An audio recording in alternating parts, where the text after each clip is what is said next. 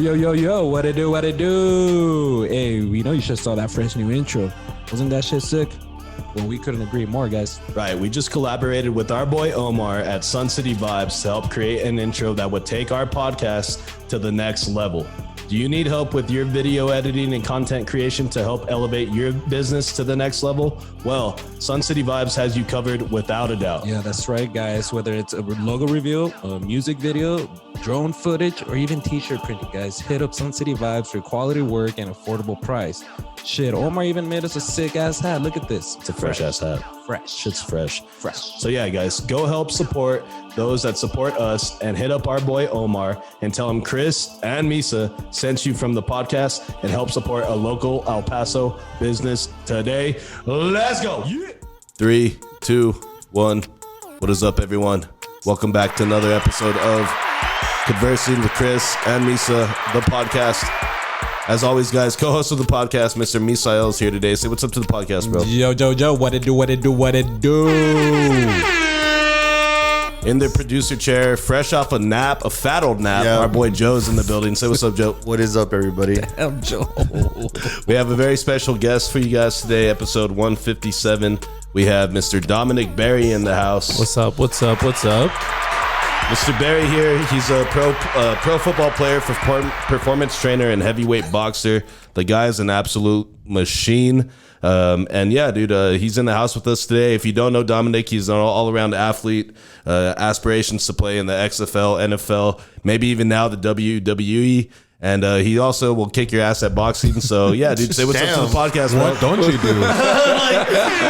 Just reading them off one by one. Like, are we done yet? Like, nah. I've always wanted to be a jack of all trades, man, and that's my whole page is just showing who I am. I just want to be able to do everything. It was funny on TikTok. I made like videos talking about soccer. People were like, go try it. I said, don't do that, because if I master it, I'm talking shit about it too. Like, I'm the next greatest. Like, bro, I can definitely see you. What are you asking him, Jude? yeah. What's his TikTok? Oh, the TikTok is the fittest shinobi. I am a big anime geek. I have it tatted on my entire leg. The fittest shinobi? Yes, the fittest shinobi. That is. Hey, I don't doubt it. That's for sure, dude. That's right there, probably. So that's Shinobi's what, like an anime show or what? No, or it's like just a shinobi is just like a ninja, pretty much. Oh shit! Okay, nice. How do you spell that? Shinobi? SHINOBI. The fittest shinobi. Anyways, man, thank you for being here today. Misa, give him another round of applause. We really appreciate it. We know you came all the way from the Far East Side, but we're really glad to have you on the podcast, man. But before we start, there's a tradition on this motherfucker. It's called the Kraken of the celebratory beer. And it sounds like this. Cheers, guys. Cheers. Cheers to everyone. Cheers to our boy Chewy here from Next Gen Sports. We're missing Blue today, but he'll be okay. So, Mr. Dominic, fucking...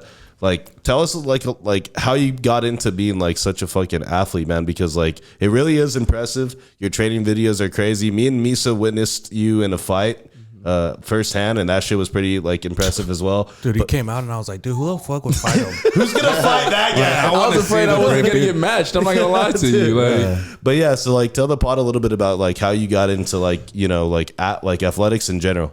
Just in general, I started off as a young kid. I grew up in South Central Los Angeles, in the worst part ever. I stayed in the jungles. So like a lot of the time, like I just wanted to play football. I started off playing flag football. I had to beg my mom, like, "Hey, mom, I want to play tackle," because she didn't want me to play tackle football. Yeah. My grandfather played in the NFL, and she didn't want me to turn out like him because I don't know why. She's like, "I don't want you to play football. You're gonna play something else like lacrosse or badminton." I was like, "I don't want to do those." So I had to beg my mom. I said, "Mom, I will pay for all my stuff." That's how I ended up like selling candy and stuff like that. Like I will pay for all my stuff to play football. I just want to play. I want to play tackle football. So I ended up playing everything. My first year, I was bad. I'm talking like, I was like, damn, is this for me? Because they put me in this thing called Bull in the Ring. And a lot of you guys know if you play football, that shit's illegal. Like it's once illegal. You cannot put one kid in the middle, have everybody go hit him. My coach put me in the middle and said, we're going to toughen you up. And after that day, I didn't know if I wanted to play anymore. Next year, I come back and I made the all-star team for the Snoop Youth Football League. I was a center. I was a nose guard. My bad. I was a nose guard. I was dominant. From then on, I've just been rolling with it. And I've loved just sports in general. Like now I'm into boxing and picking that up. It took a long time. I'm talking, I got my ass beat every day. There was a point where I was just getting dog walked. I'm talking like I dreaded going to practice, but now it's like I have fun at there. Like I take pleasure in getting punched in the face. I don't know if that's weird. Or not. Like, I don't know if that's weird or not. It's just a little bit weird, bro. I don't know, like how many of us would be like, yeah, dude, just fucking sock me straight in the face. Exactly. I can't wait to get hit about today. it. And do it again, like for a whole 3-minute rounds. Guess what? We have more after that too. So Let's go back to like your mom and how she was like not about you playing football. Was it like kind of like have you seen The Waterboy? yeah. So is it like Bobby Boucher said? It was She's like, 100%. the football's the devil. Mom, this is to you, Mom. Like 100%, my mom hated the fact of me playing football. She was like, "No, you're not gonna do it." Like, and it wasn't because she didn't think I was gonna be good enough. She literally just didn't want me to play it. She's like, "You play any other sport but football." And look at him now, dude. Freaking boxing. For fun. Mom, I love getting hit. Oh in the no! face. Listen, you guys. My mom has never seen one of my fights. I've had 10 amateur fights, and she's never seen one of them because she's like, I don't want to watch you fight. Right. Like, she hates the fact of me. You fighting. think your mom would be like one of those moms where like, you know, maybe she'll try and jump in and Yeah, help like you? don't hit him, don't hit him, don't hit my baby. She will jump. My mom will jump in the ring to stop somebody. Even if I get hit with one punch and I'm dogging him the entire fight, she will jump in the ring if he hits me once. outside your mind. Exactly. My mom will jump in the ring. Like that's her. So she just didn't want me to play. Dude, my mom would jump in, but she'll help the other guy. she'll get a fucking hit. She'll be whipping your ass, like, bro. "Venga, güey, that's what you get." She like steps in for the other guy. Like, I got it. I got it for me. I've been waiting for this moment. Let's I've go. been waiting for this moment. Like, But I mean, at the same time, you can probably like you can kind of see where she's coming from. You know what I Yeah. mean? And like you said, like your grandfather was played football too, so she saw like maybe she saw some like adverse side effects. You know what I mean? But I think also maybe she just she didn't want to see you getting like fucking hit. You know what I mean? Because it's like that's hard to see like your child get like demolished on the field, and like as a parent, you're just fucking helpless. and the funny thing about, I want to say I agree with that, but I can't because my mom was the team mom. Like she was there, like on the sideline, like doing physicals for kids, weighing us in, like giving us water. My mom was the team mom my entire Pop Warner career. So she was involved then. Yes, my mom was actively involved in my football like journey, and she was at every single football game. Once she found out, like, oh, my son is actually good at this game. She's like, that's my son. No, that's a mild version. My mom is in the stand screaming, "Take the titty out your mouth!" And like if I wasn't having a good game, my mom is screaming, "Take the titty out your mouth!" And she is louder than everybody. You can hear her. So it's like I'm on the field and I'm like, Now she's forcing you to play over here. God damn it, I can hear you, Mom. I know. Like I'm just like I can't. I got to make a play here. And so my mom had this saying where like whenever I'd hear her say this, it fired me up. Do something to make me feel good. And like I'd make a big play and I look straight to the stands and I see my mom there. Like my mom is one of the biggest like motivators for me to play football. Like Hey, shout out to your mama. like 100, man. I know a lot of people don't have that type of support and it's crazy, but like I really do love my mom for that. Like she really pushed me. Shout on out that to journey. moms, bro. We all love moms around here, especially Joe. Joe loves him a good mom. Good baby mama. Especially if she's a baby mama. Oh That's yeah. a plus, huh? So yeah, you mentioned something right off the bat. You said you grew up in South Central LA. You said the jungles. So like was it really like that bad? And was that kind of like another motivator? Like, hey, I don't want to fucking be caught up in doing all this stupid shit. Like, I should like focus more on athletics because that's probably a better way for me to get out of here. So for me, like a lot of people laugh at me because I was 100% like ignorant to the fact of where I lived. My mom had to explain to me why I couldn't wear certain colors at like the age of like 7 to 10. It's like, hey, you can't wear that because this is blood territory. Like you cannot wear that here. And I was completely oblivious to like the reasoning why. Yeah. And like I was a square. I was a nerd as a kid. Like I had gangbanging friends. I had friends that sold drugs. My mom sold drugs. My mom was a gang member. And my mom said, you're not going to go down that path. Like you're going to do this. You're going to do that. You're going to be better than this.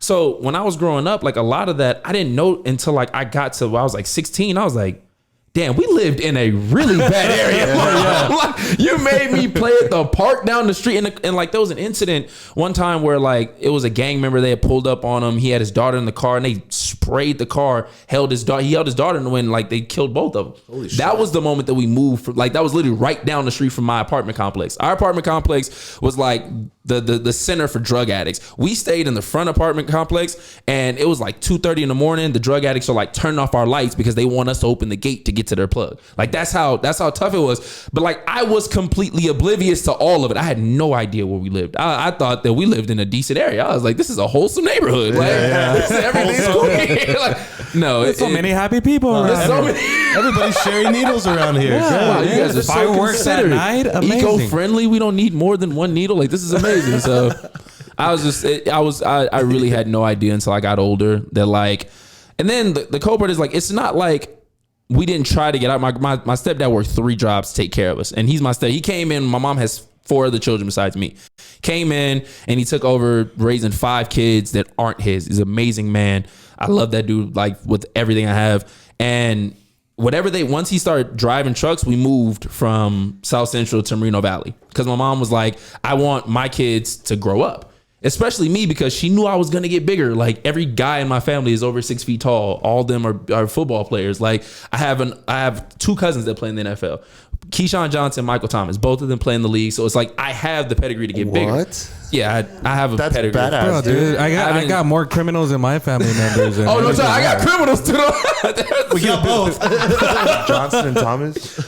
Yeah, Wait, so Keyshawn Johnson? yeah, that's my grandfather's nephew. Holy shit. Okay, that's crazy, dude. Everybody fucks with Keyshawn. Yeah. Like he was he was on with the Cowboys too. Yeah, he was a pretty dope guy. Yeah, man. dude, that's crazy. And then dude. Michael What the Thomas fuck? from the Saints. Yes. Yeah, What? that is wild. Hey, ask him why he's injured. He's fucking up my fantasy. fucking up my Everybody's dogging him right now with Yeah, that. dude, that's crazy, dude. That's fucking like an awesome pedigree to come from. You know what I Yeah. mean? So she was like, all right, let's get the fuck out of here. Let's Yeah. get into a more stable environment. Let's actually put you in a position where you can actually Survive, like. survive and pursue and do something that you want to do. You know what I mean? Cause I had like all ambitions of playing at like Dorsey High School. I was like, I want to go there. That was like my dream high school. So many guys that came from there that made it into the NFL. I saw like, that's where I'm going to play. And so my mom burst my bubble and was like, that's not the best high school you want to be at. Like, it's not a good area. Like it's really, really bad. So she was like, hey, we're going to move out to Moreno Valley. We moved to Moreno Valley and I played all of my high school career there. We were there from my 7th grade year up until I graduated high school. So after that, we moved to Moreno Valley. I was playing ball out there, built a name, and then went to Western, and then I played from there. So Yeah, that's crazy, dude. And what was that like when you were coming out of high school? Like, you knew right away like you were going to go play, or like you were waiting for for offers, or what was that? I was severely under recruited in high school. Right. Like I've made so many viral videos on this alone. Like my like combine numbers in high school were terrible. I ran like a 5.1 40. I jumped like a 23-inch vertical. I was like, Holy shit. bottom tier of like the Nike Spark combine. I was horrible. I was so under recruited. So that was like my junior year. Going into my senior year, I went to a bunch of camps and stuff like that. And I remember like one day vaguely, because it was like going into my senior year, then more coaches started reaching out and wanting to see me. It surprised me one day because like I had Spanish class before lunch, and like lunch, I'm about to leave class, and next thing you know, there's 2 coaches coming to talk to me at lunch in front of everybody. Everybody's like, oh yeah, he's made it. I got UCLA and USC coming to talk to me at lunch. Oh yeah, he's made it. He's going. He's this. And everyone's just trying to, but I know the real. I'm like, they're not that interested in me. They just stopped by because they know like I had a good junior year. So like, it's just like, okay, they might have a little interest, but they're not offering me a scholarship right now. I'm not going to SC to play. Yeah. Like that's not me. So I actually had an offer from Portland State University. That was the only D1 offer I had. It was the only offer I had on the table. Like no other school, no D2, no D3, and it had nothing. Portland State offered me. It was like close to signing day. I called to get like the official, like, okay, I need to sign everything. My school wants to make it a big deal because no one's been to D1 in like 4 years from my college. Yes, my high school. My school was terrible. We went 1-9 my junior year. Oh my god. I guess terrible's not you're not underselling it, 1-9. We were the bottom every single year. We were horrible. That's crazy. So like after that, like Portland State, I called them. I said, hey, I need the offer letter so I can go ahead and sign it. They want to make a big deal out of it. Bad news. I got fired. The defensive coordinator. I got fired. They brought in a whole new coaching staff. So I can give you the information, but I'm not sure if they're going to keep my recruits. So I was like, okay. I called them and everything. No answer. Emailed them. No response. Got left on red. Well, it's an email. I don't know if you can leave them on red and email. I just know they never opened it. I just know they never opened it. Like, That technology wasn't like invented back then. Taken as spam. That's what it was. exactly. They said, you want to report this as spam? Yes. Get the shit out of here. Like, so they completely disregarded me. That's crazy, So, bro. And the funny thing is, like that summer, I went to a camp for Western New Mexico, the college I attended, and they offered me at the camp. They were like, "We like you. We want you to come play for us." I threw the offer letter in the trash. Like I was like, I'm not going D2. That's when I was like big headed. I was like, I'm going D1. Forget what y'all talking about. I'm good enough. I'm one of the best linebackers in my league. Like I was the second best linebacker, and that was only because of politics. And my best friend beat me for like the first team. Like he's like literally like I've known this man since 6th grade. He beat me for first team. I got second team. So like literally we joke about it all the time. I hate you, Lanier. I hate you. He's like, I know you're gonna watch this. I know he is. So he beat me for that, and like, but I was like, no, like I'm going D1. So I crumpled up the D2 letter. I was like, I don't need this. Damn. After I called Portland State, I took like a week. I was like, damn, what am I gonna do? Because signing day was coming up. I was about to leave. I was like, I need to get up out of here. I don't want to be in Moreno Valley anymore. I wanted to leave everything behind and go to a whole different place. I found that letter in the trash. I called Coach Clark and I was like, hey, this is Dominic Barry. Is that offer still on the table? Like I have my bags packed and ready. I can go right now. And he's like, yeah, we definitely love to bring you out. They brought me out for a visit. Went down there, loved the campus, loved everybody. I made a bunch of connections when I was down there. And I signed when I went down there. I was like, you know what? I want to play. Like I even like lied to Coach Clark, and I know you're gonna see this, Coach Clark. I lied to him. He was like, "You have any other offers on the table?" He's like, "Yeah, I got a bunch. Like, I got a bunch. You're lucky I'm here. You're lucky I'm here, Coach Clark. Like, what do you?" I was just passing through and I thought I'd stop. Exactly. I'm on the way to, you feel me, like Albuquerque right now to go to UNM and MSU. I got to see about them. I don't even need to be here. Right? Are calling, bro. Exactly. I don't need to be here. I got 5 minutes. I was like, I got to push him to really sign me. I want to play. So that was like the thing for that.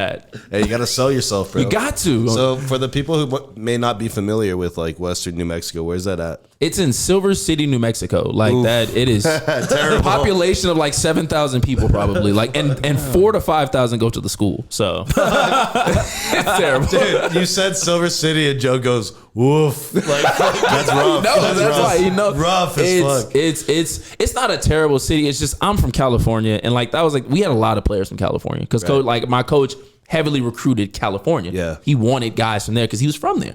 So he brought us in and everything, and a lot of us are culture shock. Like we don't have the beach, we don't have like our tacos that we love, we don't have anything. You like have traffic. you learn to miss that traffic. Like you're like, man, like this is a journey. I didn't even get to finish the song, man.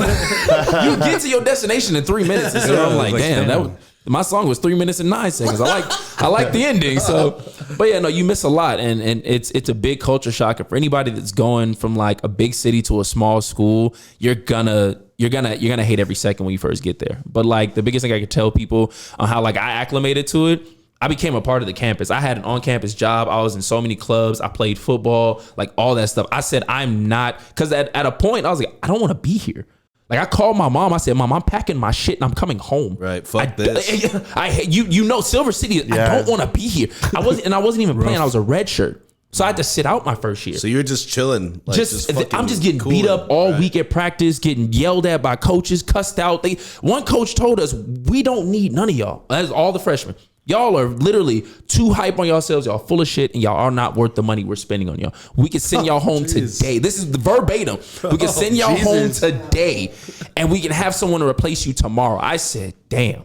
I'm calling my mom right now. I'm like, Mom, take me home. Out of here. I don't want to be here. So Mama, he said I was a bitch, Mama. No, they cussed us out. Don't get it like, oh man, it was rough. But it lit a fire under my ass. So I was like, you know, I don't want to just be one of those average players that are here. I want to make a difference. I want to turn stand into out. Bobby Boucher, dude. Exactly. I wear number 9 too. Like that's the thing. Yeah, that was my number. All throughout high school. Like, Mama said I didn't you wear wrong. my pendant, but I have like the 9 pendant and everything. That's cool like, as fuck, I wore number 9 throughout my entire career. Well, that's because like my uncle wore it, and like it was always a competition to be better than him. Right. So I was like, I wanted to be better than you were with your own number. Right. So that's kind of like why I did Mama it. said you So wrong. it takes you what, like a whole year to really like buy into like being there? Yes, it takes time. Like a lot of, you see so many freshmen come in and then they'll leave because they're like, oh, I'm just not used to this. I can't take it. You've been only here for like a month. Right. Like you have been literally been in you go to your room, you go to practice, you go to the caf. That's it.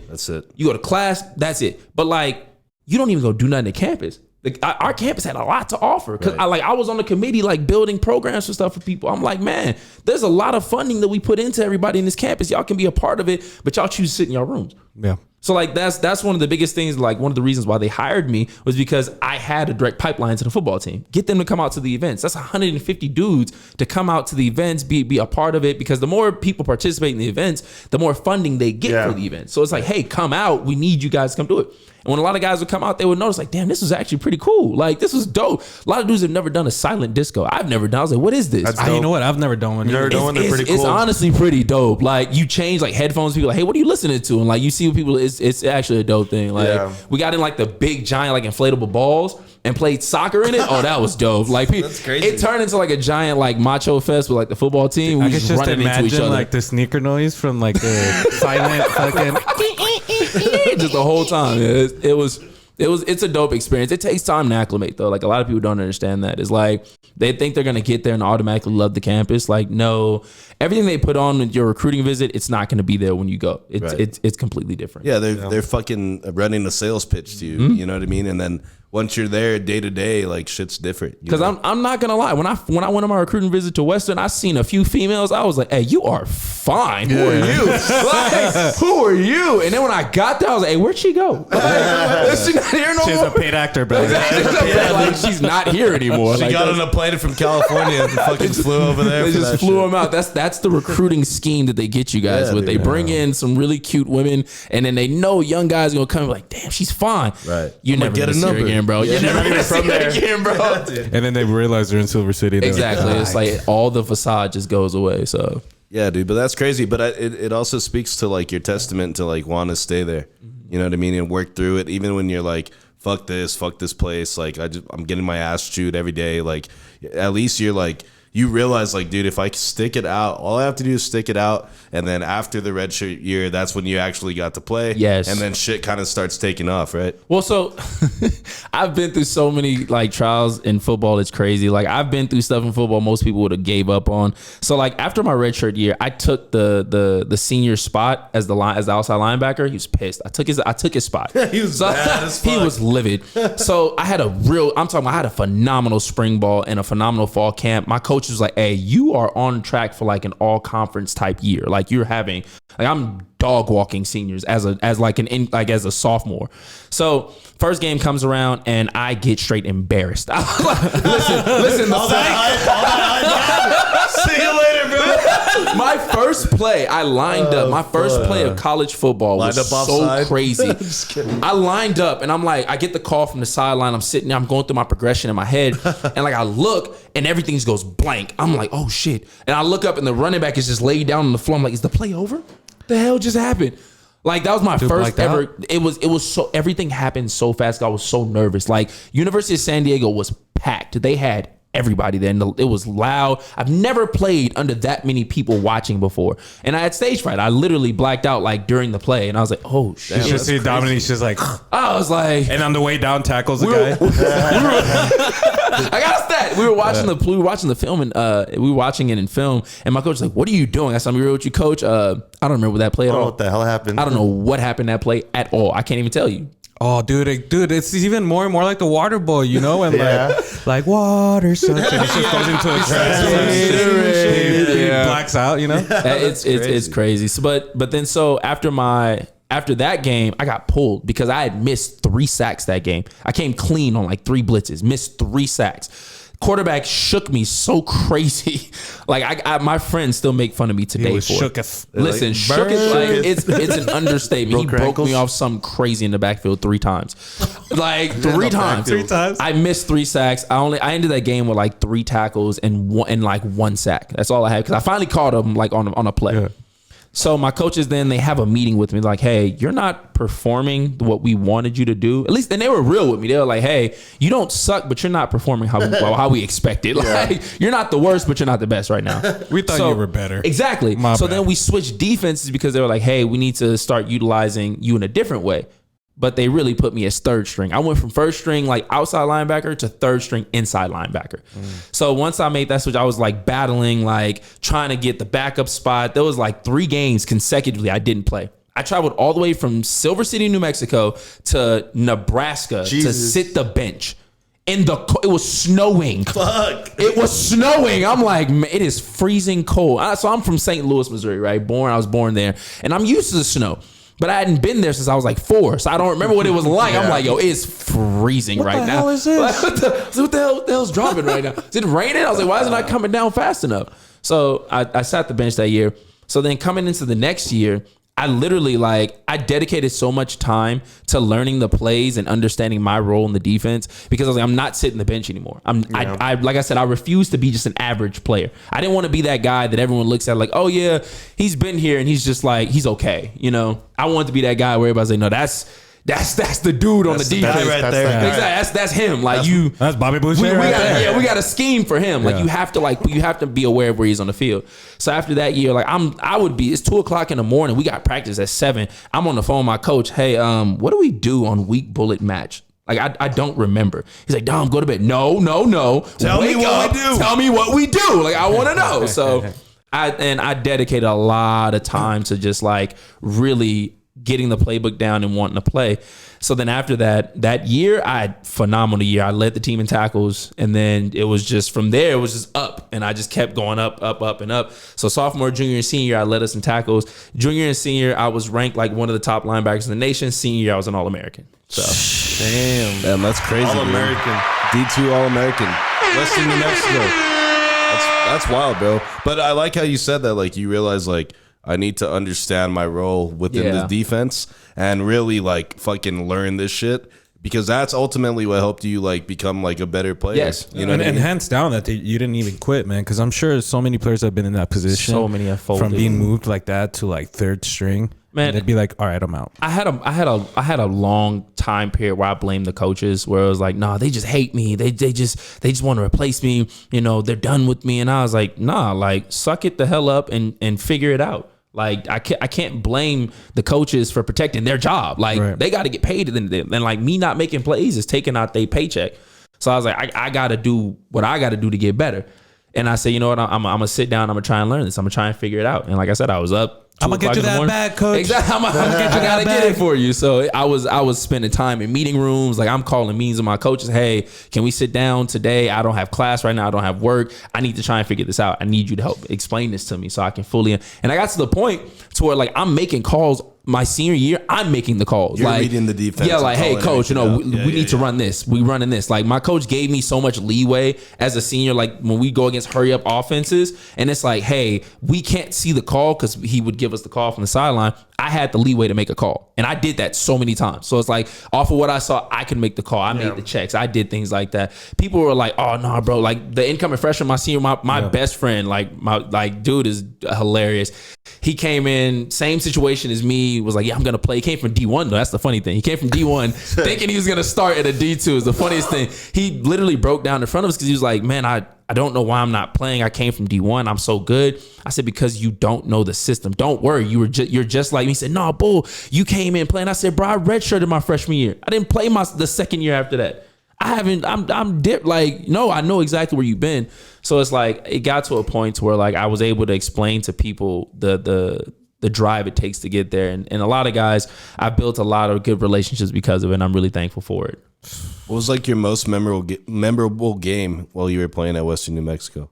The one where you're just I was just on a tear. Fucking animal. So this one, I've told this one was a viral video on TikTok. It's 1 million+ views. God damn. We'll talk about TikTok. You can probably find it's deep in there. That's fucking crazy. It's deep in there. So it was 1 million views. It was we were playing against this team called Texas A&M Commerce. They were the #1 Division II team in the nation. Okay, so the nation, they were blowing teams out. Their quarterback was the Harlan Hill winner, which is the D2 Heisman. Yes, okay, he won that. So this is a stud. This is the Bama of D2 at this time. They won the national championship by 20 points. God damn. All right, they were a really good team. They had a bunch of D1 bounce backs. They had a bunch of guys that were just like that. So we're playing against them. They scheduled us for homecoming. You know what that means. They about to put up 60 on us. Hey, look, man, we putting in incoming freshmen. They finna dog y'all. That's their mentality.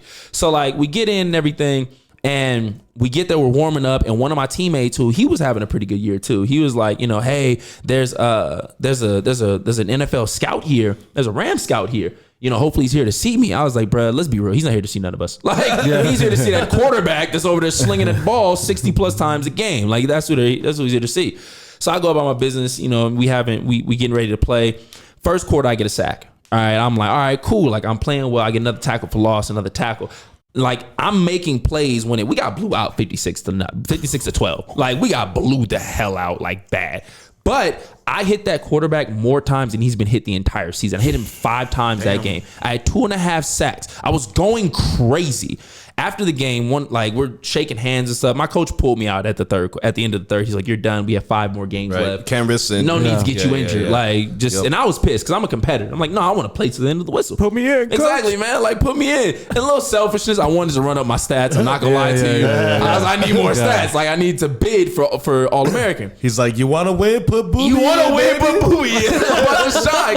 Like, so we literally after the game, we're going like everybody on their teams like, "Hey man, y'all got blew the hell out, but Nine, you a dog." Like I said, thanks, man. Thank you, brother. I tried, but there's nothing else. I can only do so much. Yeah. So fast forward at the season's over. After that, and then what's funny is I didn't even get Lone Star Player of the Week. So they do like a conference player of the week. I didn't get it, and I was like, I know why I didn't get it because we got blew out, but like I hit a quarterback that's never been hit that many times before, and I was pissed about it. But we fast forward into the season. Now we're going on to like after my NFL Pro Day, finishing up the NFL draft. I didn't get a call at the draft. I didn't get drafted, but I did get a call from the Los Angeles Rams. They called me. It was like, "Hey, we saw you at the Commerce game. We saw you balling out. Yeah. We came there to see Luis Perez, the quarterback." No, because he wore number 9 too. We came there to see number 9 Luis, but number 9 on Wester kept making too many goddamn plays for us to avoid. I was like, what? It was like, yeah, we saw you all over the field. You hit that quarterback more times than he's been hit because they analyze, they break it down. Analytics. They say I hit him more times than he's been hit all season long. So they brought me in for mini camp and stuff like that. It was an amazing opportunity. Ultimately, it came down to they say, you know what, you're a great player, but we just don't feel that you can take someone's spot now because that's what mini camp is. They bring you in with like the guys that didn't really play last season and all the incoming rookies, and they pitch you against each other. It's like, take his fucking job. Like, how's that experience?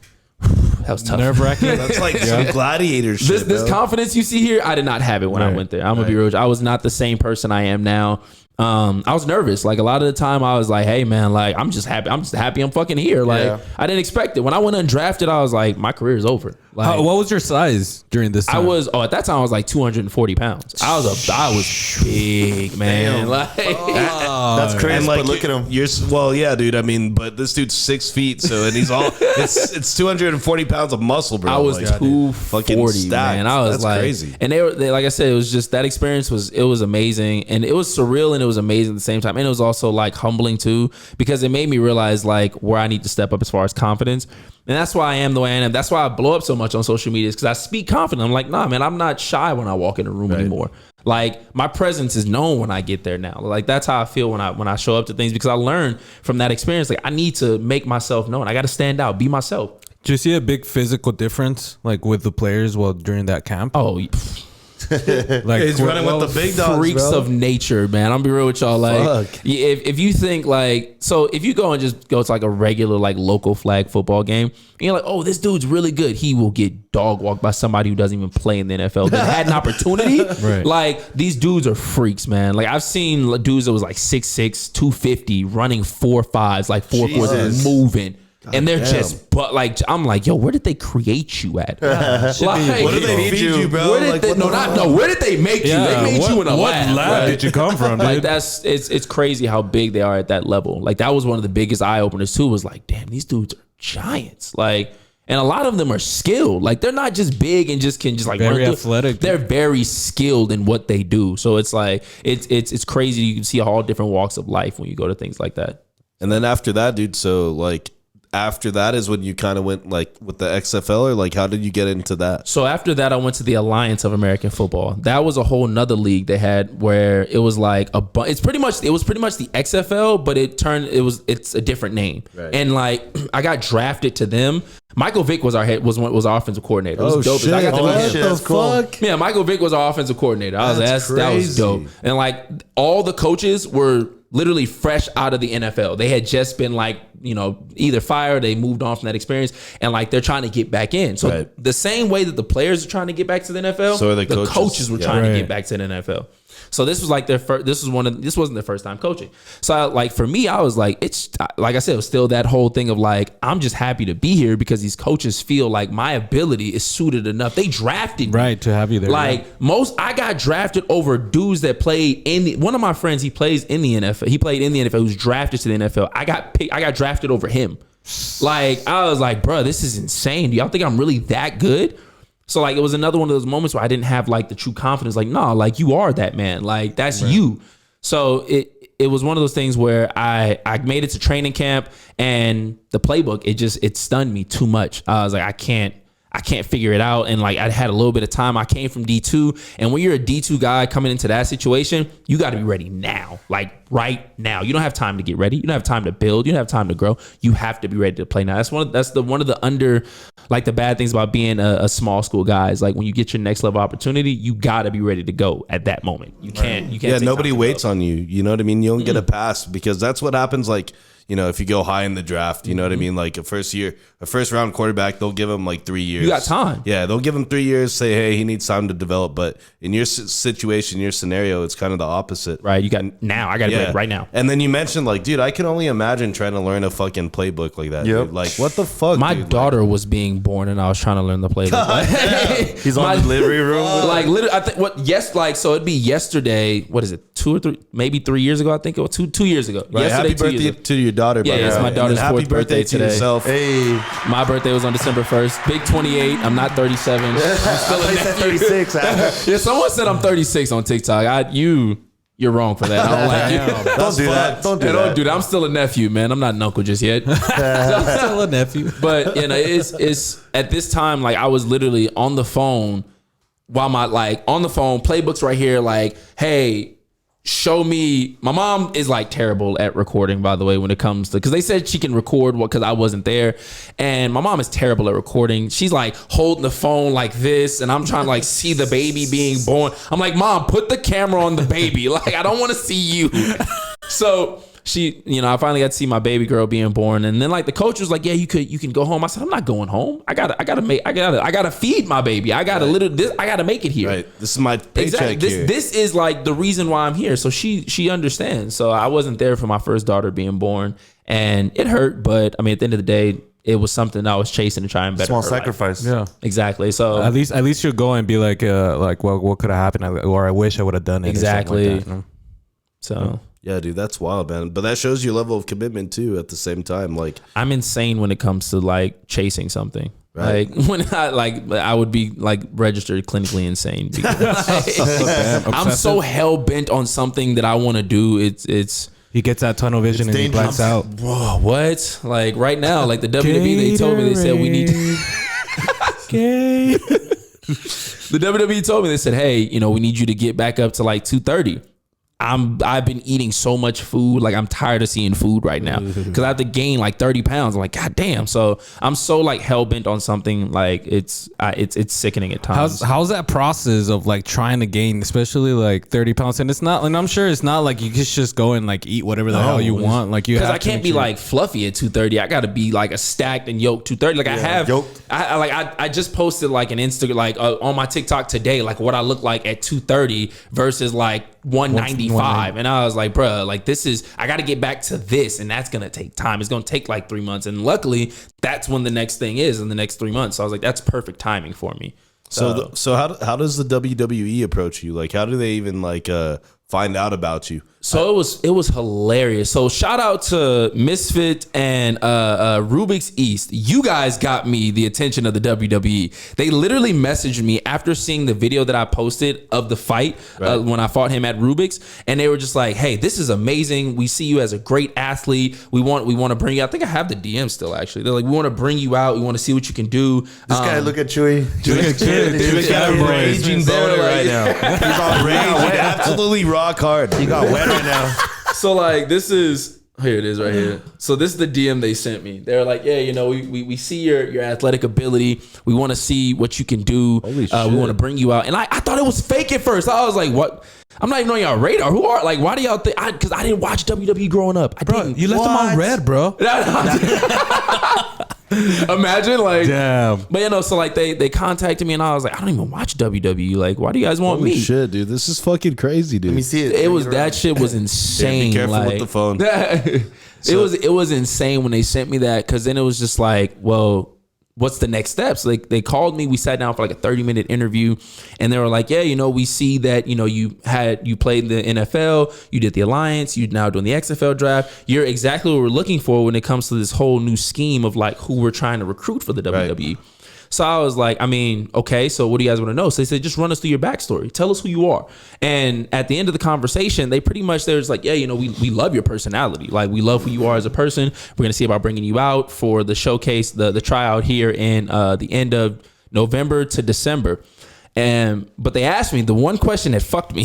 They said, hey, how much do you weigh? I said, right now, because I'm cutting weight for nationals, I was cutting weight trying to make 189 at nationals, like 189 pounds. I had to weigh in for a week. So I had to get down to like 185 to try and even like sustain at it. That was for boxing, right? Yes, that was for boxing. So they were like, hey, you know, we want to see you at closer to like 230, but you know, if you can get closer to that, that'd be amazing. I said, I can try, but right now I'm cutting for this because you guys called me. Remember that? Like, I didn't reach out to you guys. My agent didn't contact you. I wasn't expecting this. I wasn't expecting this at all. Yeah. So like they at the end of it all, my agent reached back out and he was just like, hey, do you guys have interest in him and stuff like that? Because I was ready. Once I realized how much the WWE makes and how big it is, I was like, man, I need this. Like, right? I was in there practicing promos in my room. I'm in there fucking what are they called? Try me? Fucking hey, that's dope. Like, that's literally, I was practicing because I seen like a lot of the promos on YouTube. I did research. I was like, what does a WWE tryout look like? And I did research. Like, it's promos and everything. You have to explain your backstory. Bro, what would be your fighter name? That's what I'm wondering. No, but I'm sure they help you with that, right? Yeah, so they broke it down to stuff. They have to figure out like how we're gonna market you, like what's your story, and like I was gonna take the approach of like I'm obsessed with greatness. Like everybody, and my whole thing, I have my whole skit practice because I was ready. I was ready for him. I said, you know what? I was gonna step up there. I was like, the wait is over. The hunt is done. You found him. I am him. Everybody you've been looking for in this whole WWE nonsense, that's me. Everybody at the top, get ready. I'm coming to take over. I'm coming to take what's mine. All of it. Everything you believe is mine. And that's exactly how I was about to hit him at the WWE trial. Be like, here's the contract. I was coming for everybody. I was coming to show because it was going to be skits and everything. You can look at my Instagram. I knock people. My right hand is that of God. Like, you guys have seen me fight. Y'all seen what I did. Like, I hit hard. Like, and I'm not fake. Like, I actually am athletic. I'm a freak of nature when it comes to this stuff. So dude, I had 911 on speed dial when I was there. Just for that guy. We were like, somebody watch out for I saw him and I was like, dude, no. Like, bruh, when I seen him, I was like, maybe he might be good because he's a little big. You know, he's like 6'4", 6'3", 250 pounds. Like, it's a big dude. I got to hit him hard. Like, I was like, I can't come out and like let him walk forward. I have to hit him hard. So like the first jab, I stuck him and I was like, all right, well, he didn't really like hit nothing after. And that's when I got more comfortable. And you could see like my hands start to come down. I'm more comfortable. I'm head movement and I'm sticking. And then my coach yells to me, you know, 7-3, which is like a body shot to a hook upstairs. So I hit him with the body shot, brought his hands down. I hooked hard. They just rocked him. And I came right over with another right and just dropped him. But like, when I was I remember, dude. I had nightmares. It's funny because he's like I dropped his ass. But anyways, we'll leave that guy there on the fucking floor. And look, the funny thing is, all right, so after the fight, he came up to me and he was just like, hilarious. Yeah, you know, if I didn't, you know, my knee was hurting. If my knee wasn't hurt, we could have kept going. I looked at my coach. I said, man, if you'd have got back up, I was gonna kill you the second round. Yeah, they'd have been carting you up out of here the second round, bro. Like, I'd have been looking to really break him because fighting is crazy. Like, side note, fighting is really, really crazy. Right. Like, I really thought I was a badass when I played football. I thought I could take on anybody. When I first hopped into the ring to spar and like fight, I found out how much of a bitch I was. I was like, yo, what? You get hit one time, and this could be a jab. You're like, ew, I don't like that. Like, I don't like that. I don't want that to happen. Exactly. Don't do that again. Whoa. But then he hits you with another one. So the first dude I sparred, like, he did not take it easy. And the cool part is one of my friends told me, who's been there longer than me, he was like, yeah, you don't want to spar him because he's not going to go light. He's going to hit you hard. I said, hey, I'm new. He's not going to do too much.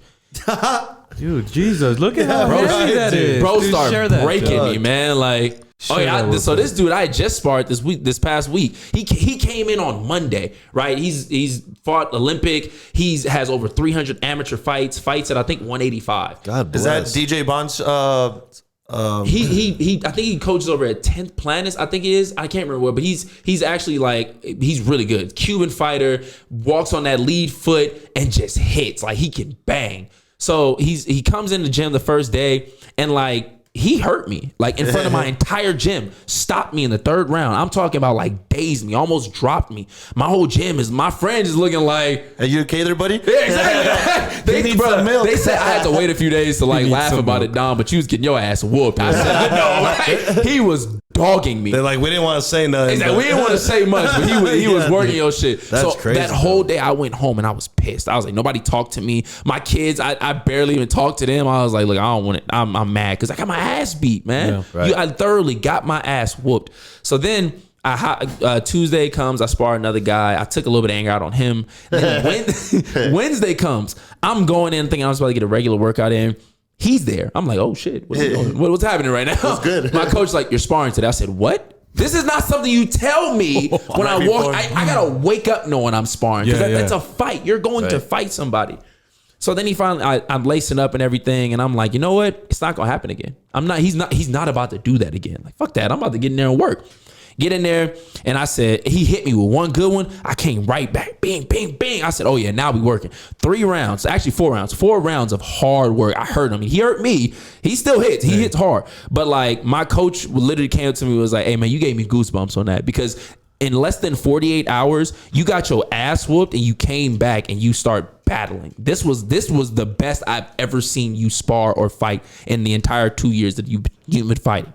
I was like, it's just a switch to switch. I was like, it's sink or swim in the ring, man. Yeah. Like, but it's crazy because right when you get out, y'all just cool. You good? You're like, yo, you dap him up. Yeah, like, thanks, man. Thanks for If it whooping was- my ass. If it was Joe, he would have gotten his ass kicked in 48 hours twice. Twice in 48 hours. That's Chris. That's crazy, dude. It was insane, man. That was probably the biggest like jump I've had in my entire boxing career was getting my ass whooped like that. But it's funny because like in boxing, you have to get your ass whooped to get better. Right. How was that your first fight experience? That was funny. It was out. So my first fight was out here in El Paso. It was over at I think it was the police academy off of Montana. Okay. And I was like I wasn't the main event, but I was like somewhere close to like the co-main event. So like I pull up and everything, and I'm buff. Like I was bigger at the time. I was 230 at the time. Like that's when I was still fighting super heavyweight. So I pull up and everything, and like I have my tank top on. I'd use it as an intimidation factor. I'm like, yeah, I'm gonna look buff, scare him a little bit, let him know. Got the guns out. Exactly. Motherfucker. Locked and loaded. So one of the like the announcers, he's like checking in the gloves and stuff like that. And I brought my kids with me. He's like, oh, you brought your children and your girl with you? I said, yeah. Like, he's like, oh, you can't get knocked out today. I said, that's Don't do motivation for your ass. Like, so like I'm in there and everything, and like you don't realize how like it's called an adrenaline dump. So like your first fight, you're gonna go all out in the first round, and you're gonna tire yourself out something crazy. Like you're going to be exhausted. I was so tired at the end of the fight. Like I won. My coach came up to me at the end of the first and second round. I was like, you won these 2 rounds. Because I did. I knocked him out of the ring in the first round. Like I hit him with an uppercut that sent him out of the ring. Fell out of the fucking ring. Like, I'm Like, gonna play the gotta clip go. on social media as I'm saying this, but like I stepped back because he kept coming in with his head down. So I stepped back and popped him right in the chin and just like dazed him and hit him with a right that knocked him out of the ring. So I won the first round. Second round, I was throwing big shots again. Third round, I was exhausted. I was so fucking tired. Like I was like, man, I can't breathe, coach. Then I think I threw 8 punches in the third round. 8 punches. He's like, yo, I'm just 8. fucking. I was like, look, just don't get knocked out. That's it. That's 8 more than Chris would ever throw. Oh yeah. I'm looking for that video so you can rate his form. You know? I have some stupid ass video where like I was fucking at this like park, and there's this guy that he was like promoting his boxing gym, and he was asking people to like sign up to just like put the headgear on. Yeah. Take a look at this. And then this Somebody go look at this. Chris thought he was so good, he posted it on fucking social media. I mean, dude, Look at this. Look that at was this. the first time I've ever done anything like this. Look at this dude. So this is me out here throwing hands. He's like, oh yeah, I'm like that. Oh yeah. Check me out, I'm fast, I mean, bro. I thought I was doing pretty good. He's I like, mean, you know what I "Ka-chow." mean? Like I don't know, decent Chris, form. Kept how my many hands tall up. boys Form's have you not had? bad because like your hands aren't dropping as you you're see? throwing. Like that's not bad. That's not the first time anybody's fucking told me that. So I mean, Like most people, when they throw, they'll Right. come here. Right, You're right, literally right. bringing it back. I didn't do that my first time. My hands see? were dropping. Like you see, what's up, Joe? Making me look good. Thanks, son. Hell yeah, that shit backfired. That looks better than How do like you feel 90% now? of the people that are gonna show up to the Well, like. that's my boy Ryan, bro. Shout out my Cheese's boy right Ryan. hand came down the beginning. Like that's the mistake You that see? everybody makes. That's what I'm saying, bro. And that right there will get you knocked out. Like just dropping your hand will get you knocked out. She will that spar shit with is- them, Chris. Yeah, maybe Chris one hasn't day. thrown a punch since. I haven't Yeah, thrown but- yeah, I'm a lover, not a fighter. He dude. won't even kill a fly. Have you seen his stubbies though? Show him your stubbies, Chris. Yo, you know what? Real fast, dude. Because you mentioned the Misfit Productions, we had Brenda and Jerry on the podcast too. So Oh, okay. shout out to them. Give them a round of applause. Yeah, real talk, man. Yeah, they were the ones that hooked us up with getting into that event. Actually, Okay. so that was cool. And the thing is, we were like ringside. So I was literally all like, those we were hits- literally like watching you kill this guy right in Yeah. front of I us. felt every hit. Like, Too. it was crazy. You heard it. But yeah, that was a cool event, dude. And like, so shout out to them because, like I said, that's the reason we were there. And then they even let us go up and promote the podcast. That was cool. Yeah. But that was a good opportunity because it led us to like meeting people like you and to get you guys in here and like get you to tell your story and shit. So what we're gonna do now, we're coming up on 50 minutes here in the first half. What we're gonna do is we're gonna take a quick break. But when we come back, I'm gonna ask Dom a few questions. I want to know how fast his fucking 40 time is right now. For real? Because there's some Nobody believes it. Nobody believes it. we're gonna get into that, and then also we're gonna talk to you about. I want to know how you fucking ended up in the EP of all places too. Okay, That's yeah, kind of that's like a a funny random story. fucking thing. And then He also, ran out of gas. Yo, this is like a cool city. Is that the border I see? Like, is that Wattis? I'm telling you, when we get back, that's gonna be a funny story. And then also just talk to you a little bit about the fucking professional training you do, and also how you blew the fuck up on Instagram and TikTok because you have 67.5 thousand followers on IG, another 623K on fucking TikTok. That's super impressive. So we'll get into all that real fast. If you could just plug your social medias for everyone, tell them where they can find you on Instagram and TikTok. You can find me on Instagram at Can't Stop Dom9. That's Can't Stop Dom9 because you cannot stop Can't me on stop whatever him. I Can't do. stop him. Remember that you can't stop me. And then on TikTok, the fittest Shinobi. That is the fittest Shinobi. I am in the next Hokage. That's probably gonna be my next username, but it's the fittest Shinobi on TikTok, guys. All right, guys, make sure you go follow our boy Dom. Once again, Misa, give him a round of applause for being here today, bringing a lot of great energy too. Oh, yeah. Feeling the vibes. I feel like working out for some reason. I don't know I why. feel like sparring, bro. Let's fucking go. So, shout out to everybody for fucking checking us out. Make sure you guys like, subscribe, follow. Shout out to our boy Chewy from Next Gen Sports and all our other sponsors, Sun City Vibes, Eye Night Glass. And guys, we're gonna take a quick break, and we will be right back. You can try to replace me, but bitch, I'm one of a kind. You know, I be speed racing up on the highway 95. Look, I don't give a fuck why these niggas hating on me. Oh, wait, because I got your bitch tripping on me. She said my love promethazine got her leaning on me. Spanish mommy with that accent, bet she call me Poppy. Okay, yeah, she be hitting my phone like. All right, guys, we are back from break. Episode 156 with our boy, Mr. Dominic Barry in the house. Actually, episode 157. My bad. Correction right there. 157. We just got finished pissing off Chewy. So sorry about that, Chewy. We didn't mean to do that Hey, to you.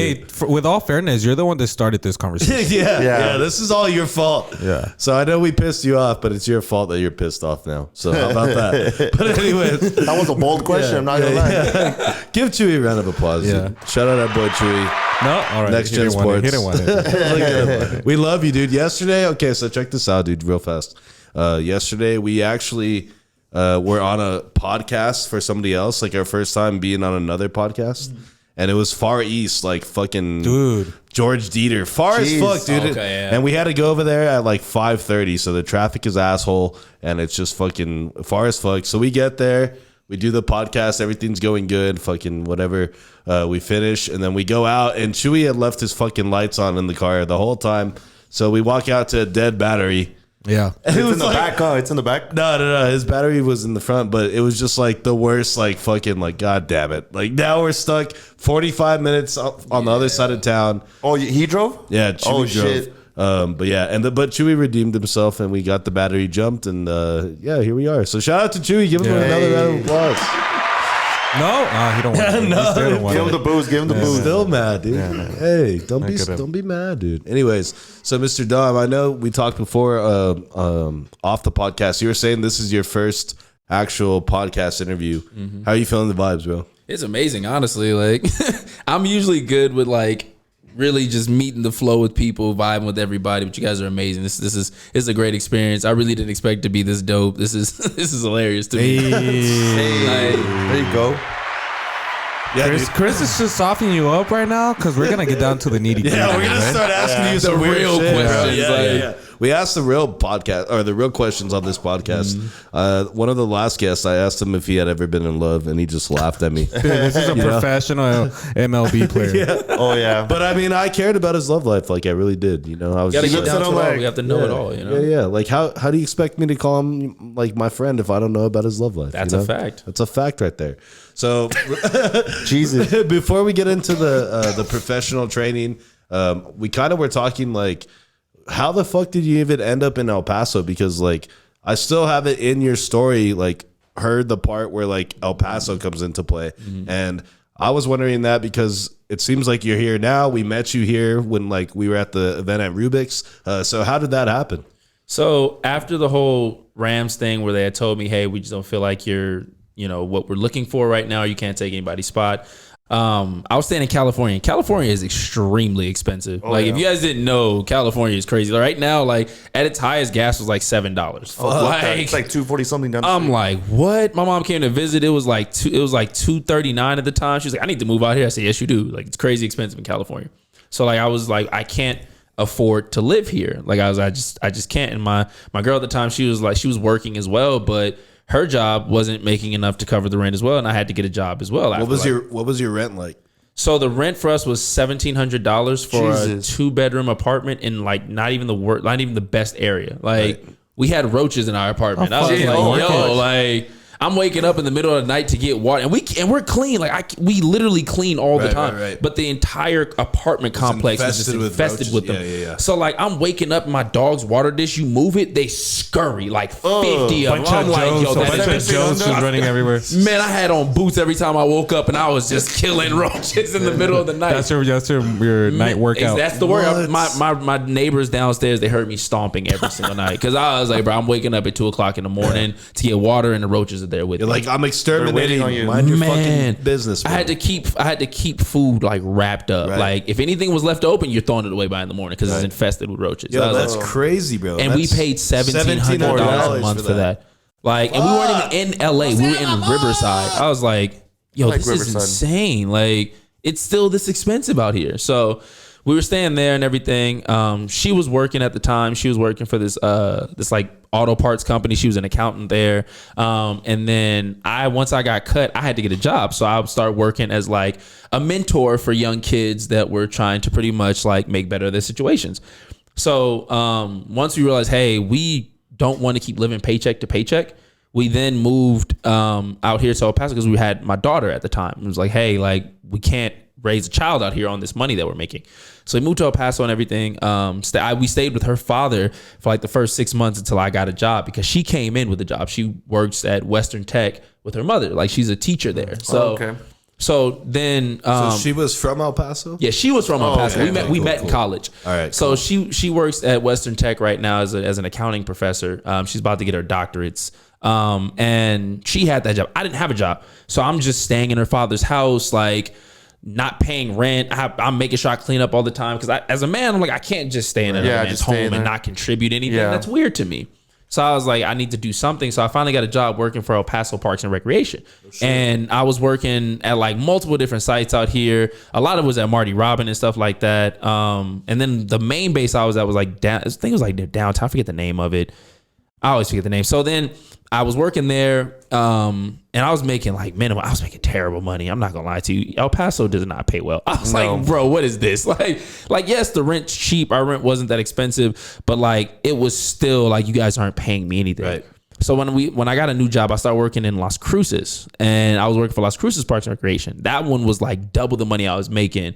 And I was like, well, I'll make the 30, 45 minute drive every morning to get there. It's worth it. Exactly, because he stayed in Sunland Park. So I was like, that's not that far. Yeah, so then we finally made enough money to move out and stuff like that. Then we moved to the east side, and I was like, this job is getting far as hell. Yeah. Like, that is far. I was like, it's another hour to like in the east hour plus another drive. hour. That's like a 3-day trip right there. I'm like, and then so like what made me quit my job fuck. in Las Cruces was like one day, like this is when I think I quit my job when I had like 100,000 on TikTok, right? And that's when I like my training business started taking off. So I was like, I don't need this fucking job. Like I don't need to work here. I don't need to drive to work for this boss that I don't like, because she micromanaged and I hated that. So like what made me quit one day was it was snowing. It was one of those bad snow days out here. And on Trans Mountain, they closed it down. Yeah, but like I was still on it before they closed it down. So like I'm driving, and like as I'm driving through, my car like starts to turn. And I'm like, I almost died. And I called my boss and I was like, hey, I'm gonna be a little late today because I almost died. But we got a message from them saying you guys can show up a little later. It's okay. It's snowing. And then I got written up because I didn't come in at the time that she said to come in. But I was like, the roads are still icy. I can't drive. Like I don't want to risk my health for this. So I got written up and everything like that. So that was one of those moments I was like, I don't want to work here anymore. So then I like completely quit working for Las Cruces Parks and Recreation. But there's no hate to them at all. It was amazing working there. It's just I didn't want to work for her. It's not for you. Yeah, I didn't. The main thing I didn't work for her. I was like, I don't like you. So and I'm really out like I knew that she didn't like me because one of my coworkers had like quit like a month before me. They threw her a going away party. You know what she said to me when I quit? Oh, make sure you turn your shirts in tomorrow. It's what? Like, first off, I don't get to keep these. Like, these are some nice fitting shirts. And I'm kind of mad about this right now. And they just make, like, I didn't even get a party. She said, all right, just turn your shirts in. She said, get the fuck out. Yeah. Cool. God like, damn. So party, dude. Damn, exactly. Dude, that is crazy because that is like super far as fuck, dude. It was an hour and 10 minutes most mornings. Yeah, with traffic. Yes, it was terrible. I think it's worse trying to make the trek, trying to get to the west, because from here on out, I-10, I mean, it's pretty much clear the whole way. Yeah, but it's still just like a lot of time driving. Like, and then some days Trans Mountain was closed, so I had to and they don't like let you know that, so I had to I drove to Trans Mountain, and I had to backtrack to like 601 just to get to like the 10. I was like, this is insane to me. Like, yeah, dude, that is fucking way too much commuting. But like, how do you like feel like about the city? Like, since you've been here, not being a native El Paso, and like, have you like what do you like or not like about it? I love the fact that I finally found a taco restaurant that I want to eat at. I love Little Shack. Little Shack. I love that place. Yes, Listen, sir. it's so fire. Like that orange salsa they throw out. God bless, bro. Fuck me I in love the face. fish tacos, and they have like the perfect fish tacos there. Like they were just, I love that place. That's probably the highlight of like being out here. I'm not really I'm not really like a bar person. I don't go out like that. Like I'm not a club scene type of guy. Just like to eat some good food. Yeah, you know? like I will go broke eating food. I don't care. Like that's there you me. go. And like I found like a really good pizza place, Speedy's. I eat there a Speedy's lot. is top tier. Speedy's is delicious, man. So like I really like the local restaurants there. They're really really dope. I haven't really like been out to find things, but like every now and then I'll find something dope out here to go try out.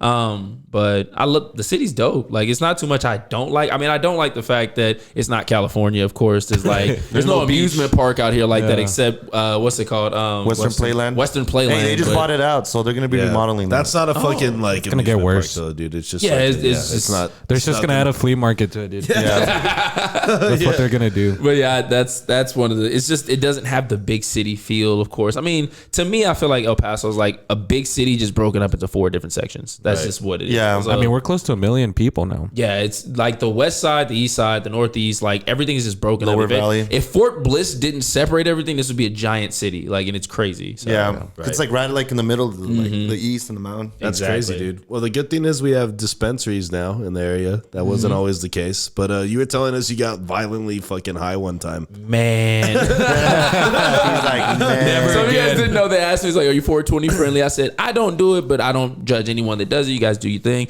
Because so for me, I tried it for the first time in college. And when I tell you my experience was one that like I never want to experience again, it was fucking terrible. Like it wasn't like horrible, but it was still funny as hell. So like I go to a party with my friends and they had been trying to get me to smoke for so long. Like I'm talking like it was the end of my freshman year. They were like, bruh, just try it. And I was like, you know what? I trust you guys, so I'm gonna try it with like 3 friends over there. Peer pressure. Exactly. Peer pressure got me, guys.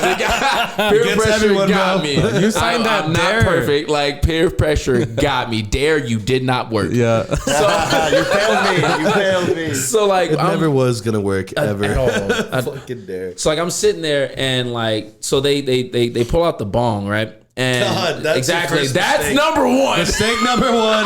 The That first is time, mistake never number fucking go out of a bong. From experience, I'm telling you. They pulled out the bong, right? And it was like 4 or 5 of us there, and they were all like monitoring how much they were gonna give me. Cause it's like, hey, it's his first time. Don't kill him. Put Yeah, I some did a keep on small it. hit. Called for about like 2-3 minutes. I was cool. I'm sitting there and nothing's going on. I'm just like, I feel the same. So then like everyone's like, hey, let's go make like a because McDonald's was like the only restaurant that was open out there at that time. It was like 12 o'clock at night. Everything else was closed. Wendy's was shut down. The Long John Silver's had got raided for like just a bunch of drug. It's Jesus, terrible. it's Silver City. It's horrible, man. Ice took down the fucking Long John. Long John was out there slinging. All right? So The feds came after. We Dude, couldn't if you're even in go to Silver Long City, John the Silver's. feds are coming after you. It's They not had the to Silver shut City. that Can't have down, anything man. nice around there. That shit Nothing. is hilarious. Nothing. So like they go and they leave me with my friend. I don't want to name drop. His name's Aaron. They will say his name's Aaron, but they leave me with Aaron, right? And Aaron, he is the like most avid smoker out of all of them. Like, he We'll call will him miss Chris. class to do it. He will miss class to just be like, you know, I'm just gonna smoke for the day. It's all right. I mean, that's productive. So Yeah. he sit like they leave me with him, and he comes out of the room. He's like, you don't feel anything, do you? I said, I don't feel a damn thing. I'm good. Like he's all right. So he took out the bong again.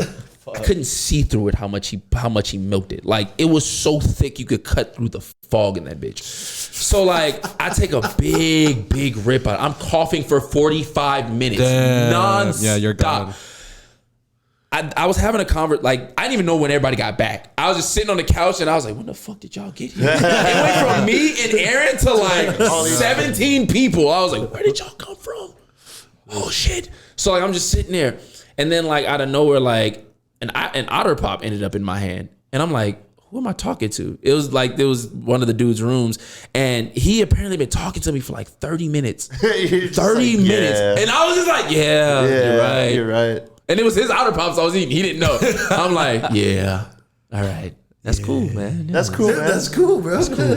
Hey, y'all got some snacks in here? Like, you got y'all the good, munchies. man. You got any more of these Otter Pops? I wanted Fritos. I was like, I don't even like Fritos, but I want some Fritos right now. So I was just sitting there, and I'm just gone. And then like the night starts going and going. Everyone's like a little concerned for me. They're like, bro, like what happened? Like they said, Aaron was like, hey, I think I gave him too much. Like I think I gave him way too much. I fucked up, guys. I fucked up bad. bad. So they're panicking because like I'm just like out of it. So I step outside and everything, and like I'm sitting outside just letting the air hit my face, and I just throw up like a lot. I was Violently? like, just like it hurt so much. I threw up. So then they carried me to my room and everything. I didn't even make it to my room. Like we were in the dorms. I didn't make it to my room. Don't do drugs in the dorms, guys.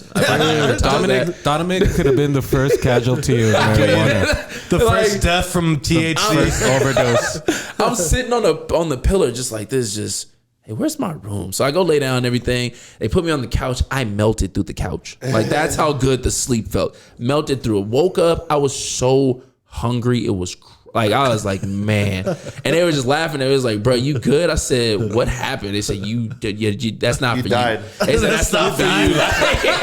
They said, stick to drinking, man. That's not for you. So that's my story. That's a good ass story, dude. That's Shit's hilarious, man. That shit is fucking funny as fuck, dude. Yeah, like I always like hearing the fucking the first time people fucking experimented with a little bit of THC because it goes so different for everyone. You know, it could be such a wonderful thing, or you can melt into a couch. Literally, I became the couch. Yeah. Like, I became the He furniture. became like one with the couch. Like that commercial where the girl's just like playing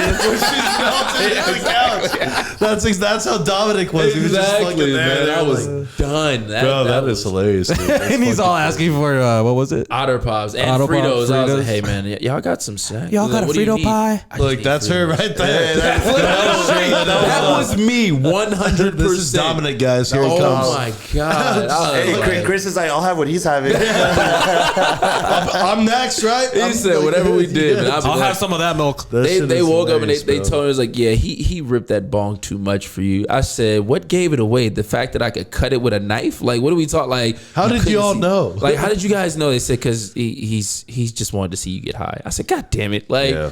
You ruined it for me. you did this, so don't ask me. And that's what I told. I said, now you guys can never ask me again because I just don't want to do it. This is me. So that's my story. Imagine the people that like were walking outside and saw the throw up and like, dude, a crime scene and shit. Like, it's all fucking, Yo, is he who good? died? Everywhere, I was like, yo, I threw up so much. Like, Everything you ate for like the past 2 days. I was like, yo, why am I throwing? I've never thrown up that much from like drinking, but like, so I was like, this is not healthy. I was like, I don't know what I'm doing. I need to go home. Fuck this. I kind of want to get high now, dude. Hey, Trying to melt to the couch. Sácalo. Melt into the couch. That's Doesn't melt. the name of the next brand. Yeah. Melt into the couch. Yeah. Okay. So Melted to the couch. So now obviously like you do performance training, right? That's kind of like, is that kind of like the main way that you generate your income? So I generate my income from a lot of different things. I did a video on it for like everybody. So I do a lot of like collaborations. I do performance training. I do in-person training. But the main source of like my money comes from collaborations. I've helped other brands actually build their page on Instagram. This is one page I work with. He's like the top like speed trainer for NFL guys. When they like, crazy thing is like when I was doing my pro day, I would watch his page. Like I was like, I need to get fat. Like I want tips from him. Like he was out there training a lot of the pros. So then like when I started my page and everything, like he reached out to me and was like, yo, your page is dope. I love it. I said, you can't be talking to me. Cause like I learned like a lot of the stuff I learned was from him. Right. And I was like, man, like I wanted to like emulate that because his story matched mine. Then we linked up, we connected, and we've been business partners ever since. So it's pretty dope. So like I built that page. It's his secondary page from 6,000 to 60,000 people. Fuck. So like that's something I do. And I did that for another page as well. I did organic content. And it pays pretty well, so that's where I get majority of my money from. So real fast, how fast is your 40 right now?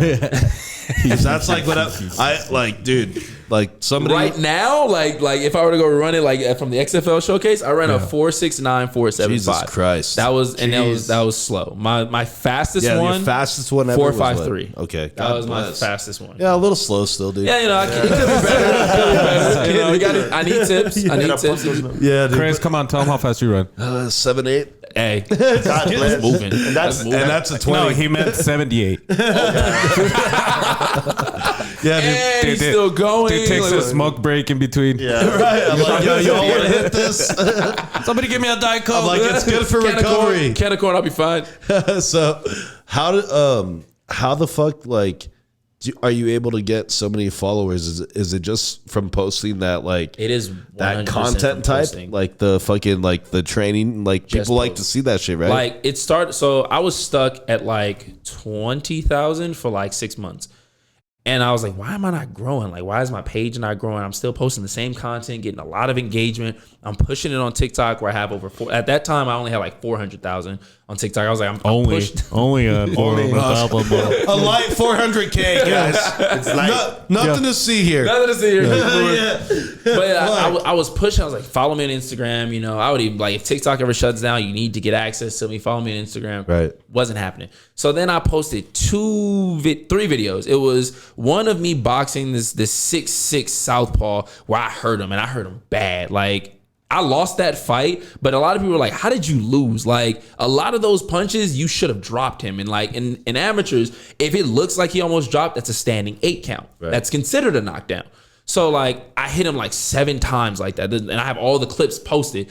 So that was one. That one did like 1 million views on Instagram, and then I had 2 other like speed videos that did 1 million views. I think it's because like that's when I was like cutting weight and I looked shredded. I was running fast. Yeah, it was during that time where you lost your shirts. Exactly. I lost all my shirts. And that's y'all are lucky I got a shirt on today. The abs are still here, so like it's surprising I have a shirt on today.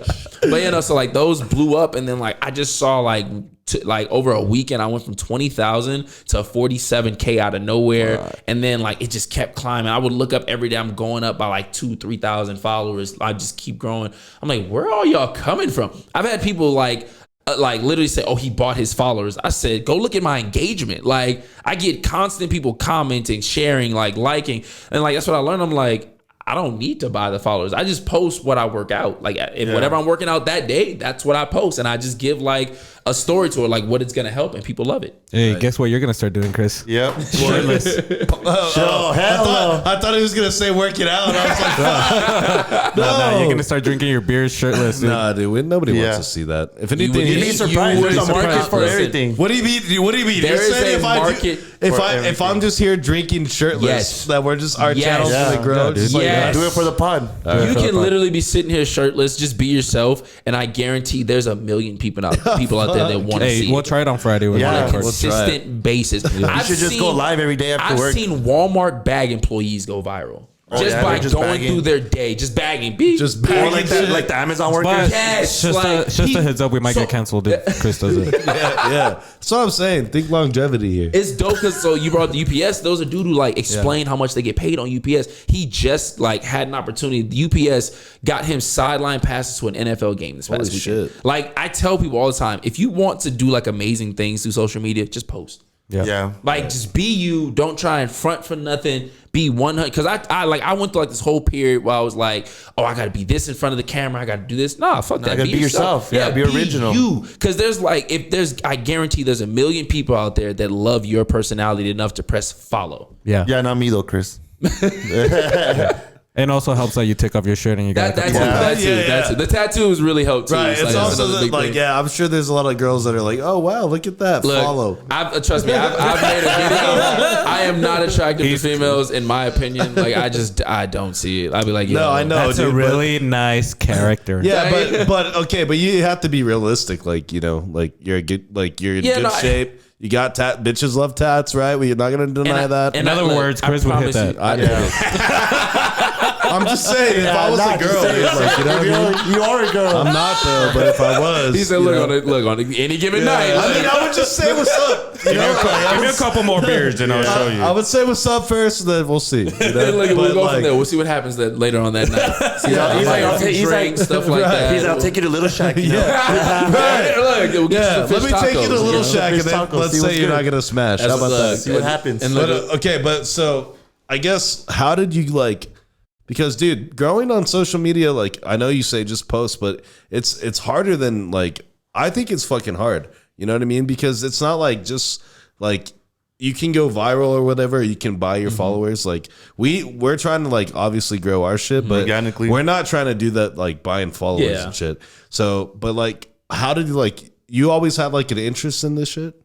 no, I did not. Like I made fun of TikTok when it first came out. So like when COVID hit, like I was like, I'm not about to get on this app and start dancing. Like fuck that, that's not me. If you can go through all my content, I don't have any videos of me dancing. I don't know, you're Like- dancing right there. No, I'm just kidding. I don't dance on. I was like, I'm not gonna build my name on dancing. I want to build it on something. If I do start this, Something cool. Exactly. That's what I told you. Is I am like obsessive when I do something. So like I saw a lot of times people like you got to post 3 to 5 times a day. I was posting 10 times a day. Fuck, that's Like, a lot of posting. and people are like, bro. well, what are you posting about? Just anything. I like one video was gonna hit. My first video that went viral was me talking about like just people's like reaction to doing a keto diet. It was just like, oh yeah, I lost 32 pounds on keto, and then it's like me coming up with like a sound. Okay, but what's your energy levels like?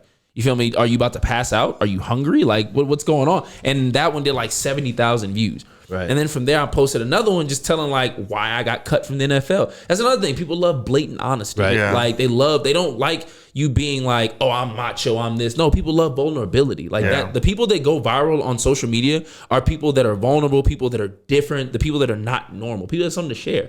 Like it's literally like those, like the guys that make it in the NFL. I have more followers than dudes in the NFL. Like just plain and simple. Like I have way more followers. I get more engagement. Like, and it's only because I didn't make it. And like people want to know, well, why didn't you make it when you're such a fucking good athlete? And this is why, like, and I'm gonna tell them the playbook stumped me. I'm 100% honest. Like the playbook literally just stumped me. I couldn't do it. Like I couldn't figure it out. And people love that honesty. And that video did like 2 million views. And then like I grew from like 60,000 to like 200,000 in a matter of 2 weeks just because of that video. Fucking Christ. So and that's one thing crazy, dude. with social media. Once you see like once you hit a video, really just keep going on that topic. Like your reels, Misa. If You know someone, what Joe should do? Joe should go live or like start recording himself and telling people like, you know what, it's true. I'm crusty because I don't shower. Just be honest with yourself. And look, I'm telling, like, and even just joking with that, you can even make a whole bunch of videos of like the reasonings why you don't. And there's gonna be a lot of people that agree with it. You'd be surprised at how dirty motherfuckers. Really, for sure. I'm like showering. I seen PSA. the last week. Someone was like, "Oh yeah, I only shower like twice a week." I said, "What? What? He said, "I'm conserving water, brother." What? Twice a week?" I gotta shower at least once a day because I work out so I sweat a lot. Yeah. Like I'm like I wouldn't shower every day if I didn't sweat a lot, but I sweat a lot and I don't want to stink. I think even then, I don't sweat. I'm just so used to showering like every night. Yeah, I'm like, you shower twice a week? That baffled me. Especially after them fucking violent shits, dude. Oh, during the day. Jesus. Chris, Joe. How many of those I'm a does Joe morning go through? shower guy. That's my In the routine. morning, yeah, get your day going. I'm a night shower guy. You gotta get, to me, it's like, it wakes me up, dude. Yeah. Like in the morning, like I can't fucking, if I Black wake up coffee and wakes don't me up. shower, I'm just like, But that's the same for me. But I can't go to sleep if I'm not like clean or showered. I can't Yeah. be comfortable going to bed and stuff thinking like, dude, I can't did just, all this like, shit all day. I've been everywhere It all just day. sits and- on me. I can't do yeah, it. dude. Yeah. great shower talk, guys. Shower thoughts. Shower talk. Yeah, dude, Group hug in the showers after this, guys. Hit the yeah, showers. dude, but it's crazy because it's really impressive, like fucking to see like the way that you've grown your social media. It's really like something that like I admire because like that shit, like I said, it's not easy, but if you can find your niche, like then that you can just fucking produce a good following and then keep growing it. So By chance, have you made a video of like what you eat throughout a whole day? Yeah, I've done that before. I've done like what I shop for. I've done what I eat in a day. I've done like just a day in the life. I don't like doing those because then like I forget like halfway through the day. Damn, I'm supposed to be recording. I'm like, shit, hold on. Can we like redo? Like, You're like, damn, I'm Little Shack my third time today. like, damn it, I can't be like, yeah, I ate 17 Snicker bars today. But then I'm like, nah, people will love that. Like, that's real. So Should make a video where you'd be like, actually, my 40 is. Look, I've been lying to you. My friends are 5'7". I gotta be honest. So what do you see like in store for you like in the future? Like what is it that you're going to be focusing on going forward? So I actually have like a kind of like a 5-year plan, or like a 2 to 3 year plan, then a 5-year plan. So in the next 2 to 3 years, I really do see myself as one of the biggest names in like boxing, simply because like I'm considered an influencer boxer, but I'm better than every single influencer that boxes out there. And like I've never like called out like Jake Paul. I don't care for that. Like if it happens, it happens. But like I know that even if like they were to say, hey, they need sparring, they wouldn't spar me because I would dog walk any one of the influencers out there. Like that's a bold statement. It's real. Is there somebody that you want to fight for sure? Like somebody that you have in mind that like at one point you want to get in the ring with? Honestly, no. Like because I've been fighting. He's I'm like, like, Chris. damn. Anybody can get in the ring and give you work, and I'm just like, I'm never the type that like, oh yeah, like I'm about to dog him. Like no, like. Yeah. You talk shit to me, you gonna be eating your words when we're done like, with this. When I knock your ass. Exactly. Like you like that's why. So someone told me, it's like, why do you post a lot of your fighting? You're not afraid of your competition seeing? I said no, because at the end of the day, they can prepare for it all they want, but when you get hit, that's different. You can have a game plan all you want, but as soon as I hit you, that's like, reality. It goes out the window. It's like that entire plan. Oh yeah, he's got to eat his right hand. That's all he got. But when that right hand actually strikes you, you're like, yo, he hits like a freight train. Yeah. Like move. So like a lot of guys, whenever like, especially when I dropped weight to go down to like 203, because I was fighting at 203 plus. I fought a dude that was 260 before. Like I have clip, and he hurt. Like he hit me. Do you happen to have a glove in your car by chance? I actually do. I want you to punch me. Can Chris take a hit? Fuck no. Hell no. Take a hit of what? From him? No. From Chewy? Yes. Bruh, it's I like I said, it's crazy. I don't talk shit to people simply because like I understand what the boxing world is like, and I'm like, I don't want to be the one that talks shit and then get embarrassed. That's my thing. Yeah, that's another thing too. You don't want that to exactly. happen. You don't want to be looking up like, oh yeah, exactly. Like you don't want to be looking like, oh damn, now I look stupid. Like I could talk to all that shit and I got my ass beat. Like you had a fighter like that you just talk shit and then did it in well for not yet. I haven't come across anybody that's talked. I mean, who would, dude? Shit, dude. I would, yeah. Well, I mean, that wouldn't like you fucking see him. You're like, oh, bro. I get so many times someone's like, "Are you sure you fight at this weight?" I said, "Yes, I fight it under 203 now." Like that's crazy. You see him coming out, dude. I was like, bro, dude, who's the guy who's gonna die? I'm Did you looking say around Misa's like, name? Misa Morea. You know, what the fuck? Chris, Gloves are clear on your hands. What's happening? What's going on? So this 5-year plan, like it's you and who else is like? Do you have like a manager like that works with you? So or right like- now I'm looking to sign with this new marketing agent. They're trying to work on getting me different collaborations and stuff like that because, you know, I make decent money doing this, but the way that we've talked is like my social media is big enough to where I should be making way more than what I'm making. Yeah. So like they're going to work with me on that. I just pretty much ended with my last agent because like the XFL didn't pan out. So I was like, hey, I'm kind of done with football, I guess, until something else happens. But right now I'm really honing in on boxing, but mainly the WWE. That's like my two biggest things right now. Like that is like, they literally told me, they're like, hey, right now is a no. It's not a no. It's a not right now. Yeah. Because you Get just your need weight to up. get bigger. So I was like, you want me to get bigger? Oh, fucking K. Like, I'm going to get bigger. So when I get that invite, like I already know I'm going to, like I have confidence that I'm going to sign with them because it's a whole big deal where like that's going to change my life. So that's in my immediate like 2 to 3 year plan. The 5-year plan is honestly just be the biggest influencer out there. Like I literally told people when I first started social media, when I was only like 10,000 followers, I said, I'm going to be one of the biggest social media influencers in this spectrum of like sports performance. And 2 years later, I am. Like, yeah, dude, for real, dude. Like my videos do numbers. your fucking numbers talk. Yeah, like when brands reach out to me and say, "Hey, can you send me your analytics?" They're like, "Wow!" Like I get engagement. I have like 26 million likes, all that stuff. Like I get consistent views. Like I don't. It's rare that I'll get under 10,000 views. If it doesn't hit 10,000 views in an hour, I'm pissed. Fucking I'm mad. like, what the hell happened? Like, am I shadow banned right now? Like, what's going on? So Something's wrong with this goddamn Exactly. algorithm, bro. Algorithm. Fuck you guys. Yeah, dude, that's crazy. Well, yeah, dude, I think it's like I said, it's super impressive. But yeah, I think you have a good like plan that you have laid out ahead of you, and I think as long as you work hard and you fucking do what you need to do, you'll fucking we might see him fucking wrestling on TV. WrestleMania. Let's go. That's fucking crazy, bro. Like he was just in here in the podcast, and then he's on WWE getting choke slammed. NXT just what right would be there. his move though, dude? Yeah, signature move. Yeah, what would be like? your Oh, I know what it I is. have Dude, you he'll doing, run like- around like so fast, with his 4.5. That's just fucking. Just sprint full speed around Yeah. and then randomly out of nowhere just spear him out of nowhere. I'm thinking that I want to do something really athletic because Yeah. like the high flying stunts is what gets the crowd going. Yeah. So you got to really show that off. Show your strength and stuff like that. How about you like jump off the ropes, dude, and in the midair you take off your shirt? Just randomly grip it. Like just. Superman. It's like It's gonna take a lot of time. I gotta like cut it like a pre-slit in it. To kinda like, yeah. So it comes off easier. Exactly. Yeah, dude, of course. And like, is it a wife beater or is it like a regular shirt? Just a regular shirt. Yeah. Regular plain white Those are tee. kind of hard to dude. tear. Yeah, Like that's cotton. If it's hard for you to tear, bro, fuck. Cotton. I'd be Like, over here like, can I get some scissors? Like, fuck. But yeah, dude, that's cool. Like, I mean, fuck, we'll definitely like support you along your journey for sure, dude. Because like that's really dope, and it's cool that like you're in El Paso like for now, and like you're embracing like what the city has to offer you. You're getting fights, and like, do you have another scheduled fight at the moment? Not right now. I'm looking to see about in Albuquerque. There's so the video is actually playing the Southpaw. He just went to Nashville. That one right there. Fuck! It was funny. So on that exact one right there, You see him? He's like, bring it. exactly.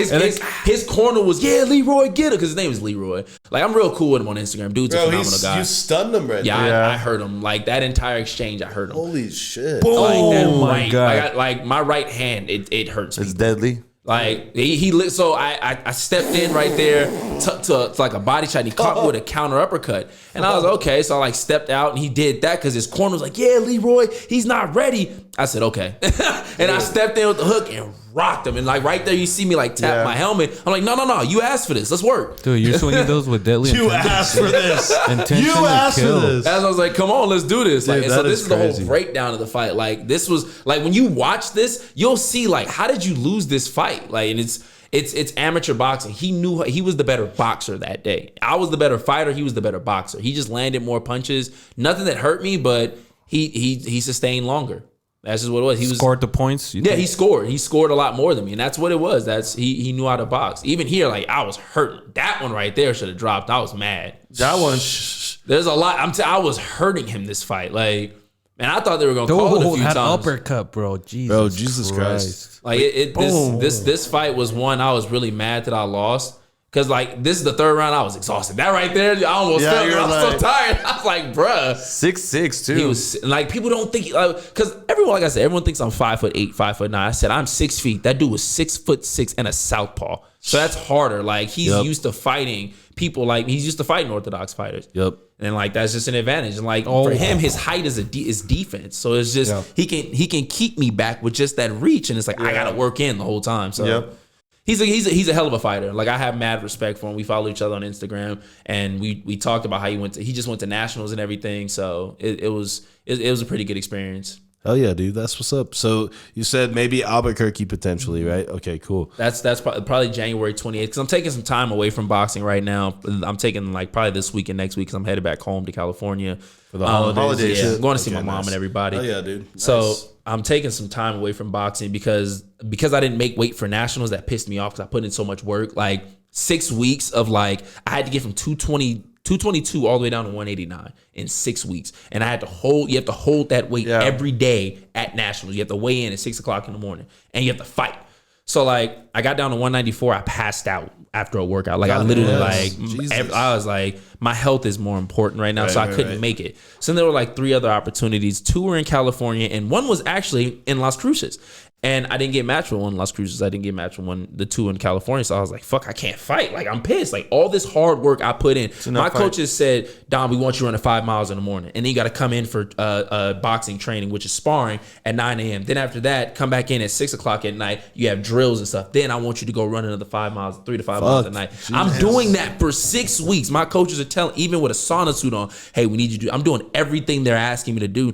And it was just unsustainable. Like I couldn't get down to 189 that fast. If I had another month, I think I could have. Right, but you, also like you said, you got to worry about your health. Yeah, I have kids, and I'm like, I can't especially be have passing kids, out with my dude. kids. Yeah, like, of course.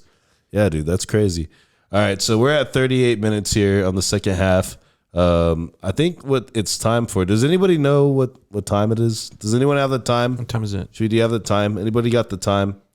8:31. Is it? Let me see. Oh, no, it's not. It's time for the 5 random questions here at Conversing with Chris and Misa, the podcast hosted by your boy, Chris Marquez.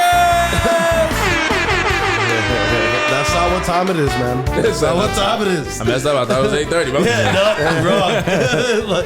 All right, guys, we got our boy Dominic Barry here, and we're gonna do 5 random questions, just like we do with all our guests here on Conversing with Chris and Misa, the podcast. Before we do that, once again, let me thank you for being here. One more time, we really do appreciate it, man, taking time out of your schedule to come and chill in the studio with us. So give him a round of applause one more time, Misa. Thank you guys for having me. This has been amazing. I'm not gonna lie to you. Dude, I feel like we could just talk all like for hours and hours. I can get and lost hours. I love to talk. If you guys didn't notice that, like I have a problem. So. I have a problem. I have a problem. No, I don't think you have a problem, dude. I don't think it's a problem. It's not a problem. It's actually, I think, like really good because it helps your personality, you know? Yeah. All right, so let's get some music here. Question number 1. Mr. Dominic, would you rather live without music or without TV/movies? That's tough. Yeah, one's got to go, bro. Damn. Out the window. See ya. Gone. Wait, so like no TV? Like I'm going no music because I love anime, man. Like, I'm going no music. Like I can. Like, what? I get music from you can like get music from some of the TV, but I can't. I'm a visual person. That's a hard one, dude. I'm a visual person. You could create your own movies in your head listening to the music. Dude, yeah, I'm like music all the way. Like you can throw all the movies and TV you want and put them straight. Well, that's easy because we've always known Chris doesn't watch TV. Yeah. See, I'm a big TV person. Like I will sit up all day if I can and watch TV. Like on my off days, that's all I do. I just sit down and watch movies. Favorite show of all time? The Wood. That's like my favorite show. The Wood? Favorite movie is the Wood, and my favorite show, it's anime. It's One Piece. I actually have it tattooed on my leg. So oh shit, he's committed. I have a whole. He's about that anime life, baby. Like my hand. This is Jujutsu Kaisen. Like this is dope too. Like this is my tattoo I've gotten. So how'd you get into that shit? It was in college. Like I was. Somebody turned you onto it. You're like, damn. Yeah, no, it was like, bro, you got to watch anime. I said, I watched Dragon Ball Z, but I watched Pokemon, but that doesn't count. Yeah, Pokemon. I love Pokemon. Exactly. By the way. So when I was redshirting, like they was like, hey man, we got shit to do. Like it's not like, you know, it was a lot to do in Silver City. So I said, sit down and watch anime, and I just binge watched Naruto. I started getting into like My Hero Academia. Well, My Hero Academia just came out. I started Bleach, but I couldn't get into it, and then I just kept watching more and more and more from there. So if you were to recommend one, like I don't watch any anime, but if you could recommend me to watch something that you think that I'd be like, all right, I'm watching anime. If we're just getting started, I would definitely say Pokemon. No. Pokemon. Huge Pokemon is Pikachu. Definitely, we got to start off small because like right now, One Piece is at episode like 1,070. Jesus Christ! And it doesn't get good until like episode 300. You got to get through the backstory. Episodes. You got to get through a bunch of the backstories. Bebop. That's crazy. No, it'd have to be like I would say 7 Deadly Sins. Or even My Hero Academia. You'd have to get started. Or Jujutsu Kaisen. Jujutsu Kaisen, it starts off fast. Yeah, that one's fire, dude. It starts off. Shut the hell up, I Chris. have no idea about that. What? I do know who Naruto is, though. Okay, yeah. Nick's I a have huge pain fan on my of them. legs. Let me ask you this. Can you name all these guys on here? We have Gon. We have Naruto. We have... That dude is from... what is he from? I already know Goku. That one's... Full Metal Alchemist Brotherhood. What is these? There's like 3 I can't. Levi's on there from damn it. Why would you ask if Joe doesn't even know? Joe has no idea. I just know who Goku is. Hey, I can name like 6 out of the like. But hold on, I was thinking, is it racist to say that they kind of look alike? They do. They're all. Do they? Is it racist? Yes, it is racist. How's that racist? That is racist. We're not going to touch why it's racist. You know it is. You should have asked that question. Don't put Dominic in that Loaded position. question. Yeah. Dude. Are you racist for always looking like sports? Joe and shit? All right. So question number 2. Let's get some music here. Shout out to Anime, by the way. And shout out to Pikachu, by the way. Pikachu. The shit. Question number 2, Mr. Dominic. What would be your weapon of choice in a zombie apocalypse? I'm giving up. Giving up? Who? You guys are really sitting through a zombie apocalypse. I've had this conversation and people have looked at me just like this. I'm giving up in a zombie apocalypse. Why? You would live kill like that? No, I'm literally walking out saying, bite me.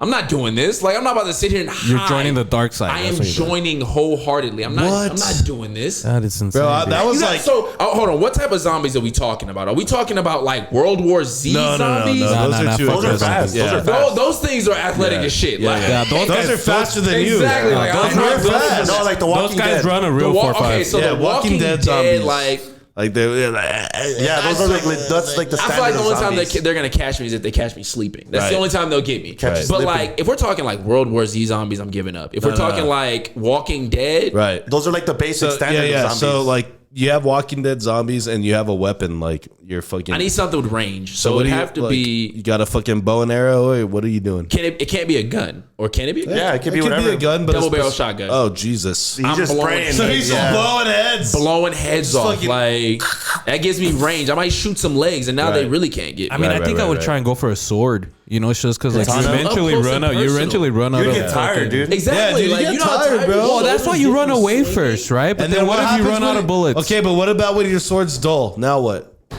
Your sword's gonna go dull. You sharpen it, Chris. Okay, but like, what if you can't sharpen it? Like, You can sharpen it, Chris. what? Okay, You can I'm sharpen it, saying. Chris. I kind of got to think about that too, because like, have you ever tried to sharpen a knife?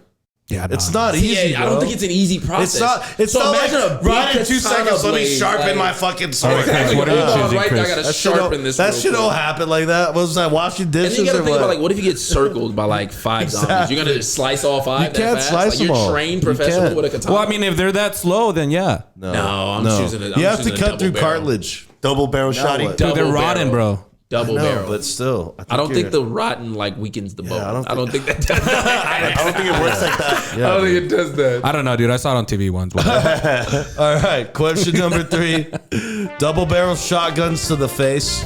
Jesus. Or we're giving up if they're World War Z zombies. Sounds pretty fucking violent, but that's what you want in a zombie Exactly. apocalypse. Question number 3: favorite quarterback of all time. Tom Brady. Oh, go. Tom Brady. I mean, you can't argue with his ass. Yeah, you can't. He's really the GOAT. Tom Brady's here, guys. Like, I love Lamar Jackson. I love Michael Vick. I love guys that can scramble. But at the end of the day, like, you got to go with who's winning. And Right. Tom Brady wins. I gotta say Baker Mayfield. Stop. Oh, what? He's all mad. Chewy, we love you, Fuck man. the Rams. Fuck the Rams, though, for real. We them boys. Yeah, but Baker's trash, honestly. Anyways, I'm not gonna sit here and talk shit about him, but he's trash. That's like the 70th time he said Baker. I know, dude. He's going to keep emphasizing Yeah, this. dude. He's gonna be like, keep my name out your mouth. All right, Put some so respect on his Twitter question war right number now. 4. Shout out to Tom Brady, by the way. I know you're listening. boys. Okay, so are you a chicken nugget guy? Is it over anything or just like, do I like chicken nuggets? Like, do you like chicken love chicken nuggets? nuggets. Okay, so how many? If you had unlimited chicken nuggets from Chick-fil-A, how many could you take down? At least 80. 8? At least 80. The Chick-fil-A nuggets are small. So Yeah, they those are. things I'll you give can you that. put them away. They're like- bite-sized. Dude, that's Just- the only But thing you and Chris have in be common. grilled. They cannot be grilled. No, the we're grilled ones talking- are hard as hell to get down. Yeah, Like, basic chicken nuggets. Oh yeah, like, you know so what I mean? I don't like sauce with like my chicken nuggets. I raw dog my chicken nuggets. Raw dog it? Raw dog Damn. the life out of Jeez. them. I don't do sauce. Like I rarely God. put ketchup on my. I put like a line of ketchup on my burger. That's it. Damn, he That's likes it. the flavor. Exactly. he likes I don't it put raw. steak sauce on my Raw steak. dog. Like No, I know, have but two that- kids like yeah, that. yeah, But yeah. I like it raw. I have two kids. Raw Can't pull out of a driveway this What? one. Huh? Like, come on now. Yeah, dude. Honestly, I was gonna ask you. That was the next question. Like, what sauces are you using? You're eating 80 nuggets. Like No sauce. Just okay, raw that's dog. a little You just need crazy. your drink, right? Your water. Just the water. That's it. Some water. Not even like a sweet tea or lemonade. Or I don't some like shit? tea. You don't like tea? Tea is disgusting. What? Yo, what's going on here? Disgusting. Like, I what? didn't think I was gonna use this button today. Bro, why is tea? Why are you taking nasty. strays at tea? Oh dude? my god! I had to force myself to drink green tea when I was like cutting weight, like, and it's What? disgusting. I mean, it's not like amazing, Peach tea, but it's not nasty. disgusting. Like raspberry tea, horrible. Like that button doesn't get used when I go to Wingstop when I'm. picking, Oh like, shit! I had tea like- today. Oh god, no. He did drink your tea. Half and half. I never met someone who hated tea, Tea so is much. disgusting. Wow, dude. All right, guys. Question I was number excited 5. until now. Don't bring fucking tea over here because Dominic is not fucking having that shit. All right. That's his weakness, dude. If he ever wants to Throw some fight tea me, on I'll him. just Just throw some green tea. tea. I'm so sticky. All right. some Question sauces number on 'em. 5. Mr. Dominic, I know you drink a lot of water, like a fuckload of water. So, in your opinion, does all bottled water taste the same? No, it does not. I hate Dasani. Like that. Dasani is water ass. What about this? Dasani Trash? is ass. I don't like purified water. I hate purified water.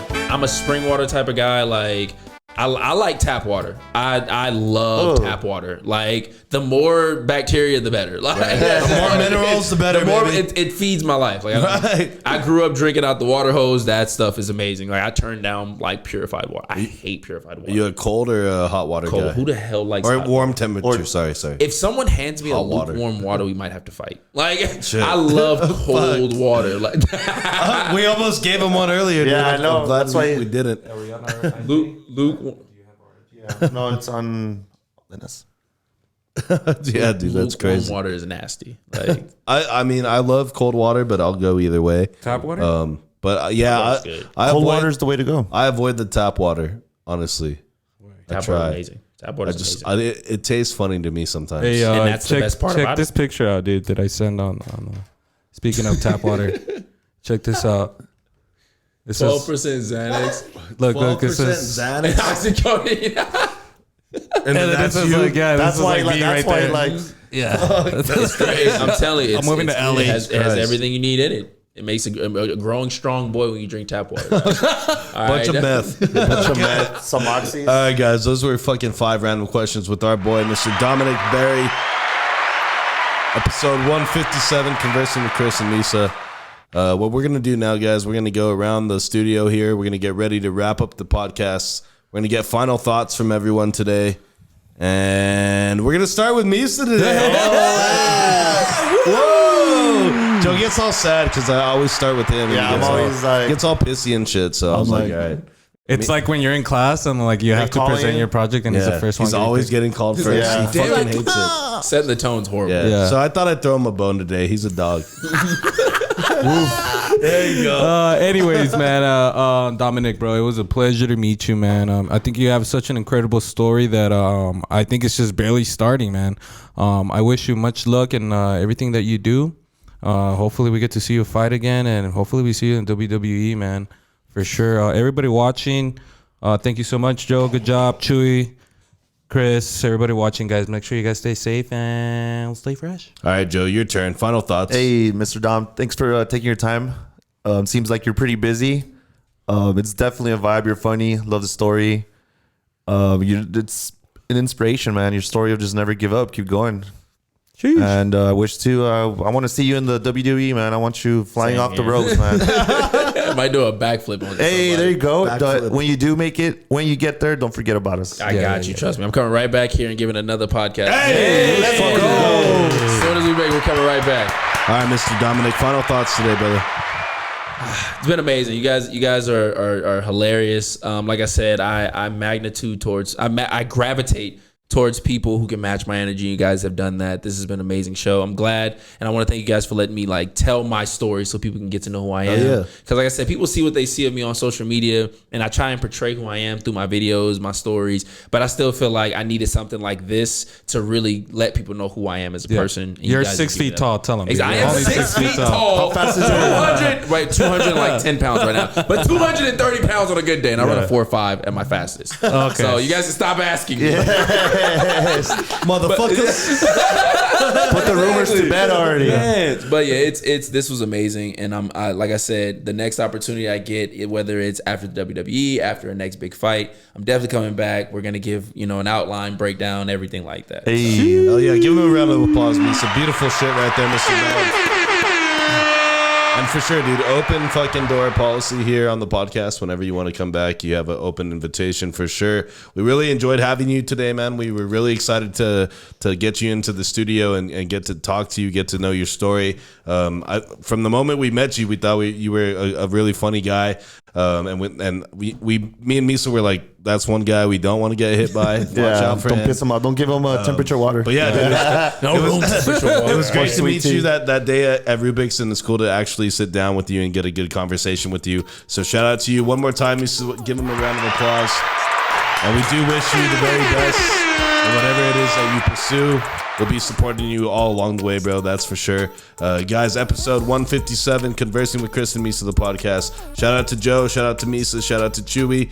Shout out to all our sponsors, I Glass, Omar at Sun City Vibes. Y'all make sure to keep liking, keep subscribing, keep following.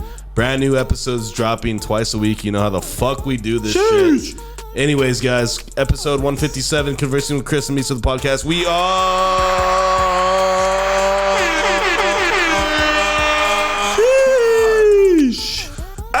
I'm about to go get melted on that couch. Told my nigga roll a blunt, I don't know where the road at. My license expired, but the police don't know that. Middle fingers up, cause we got the whole world, man. Never gave a fuck, cause they said that we won't last. Tryna live life like a rock star, baby. Tryna drift off in a sports car, maybe. If I do the dash, hope I don't crash, baby. Yeah, I make the money, but the money don't make me.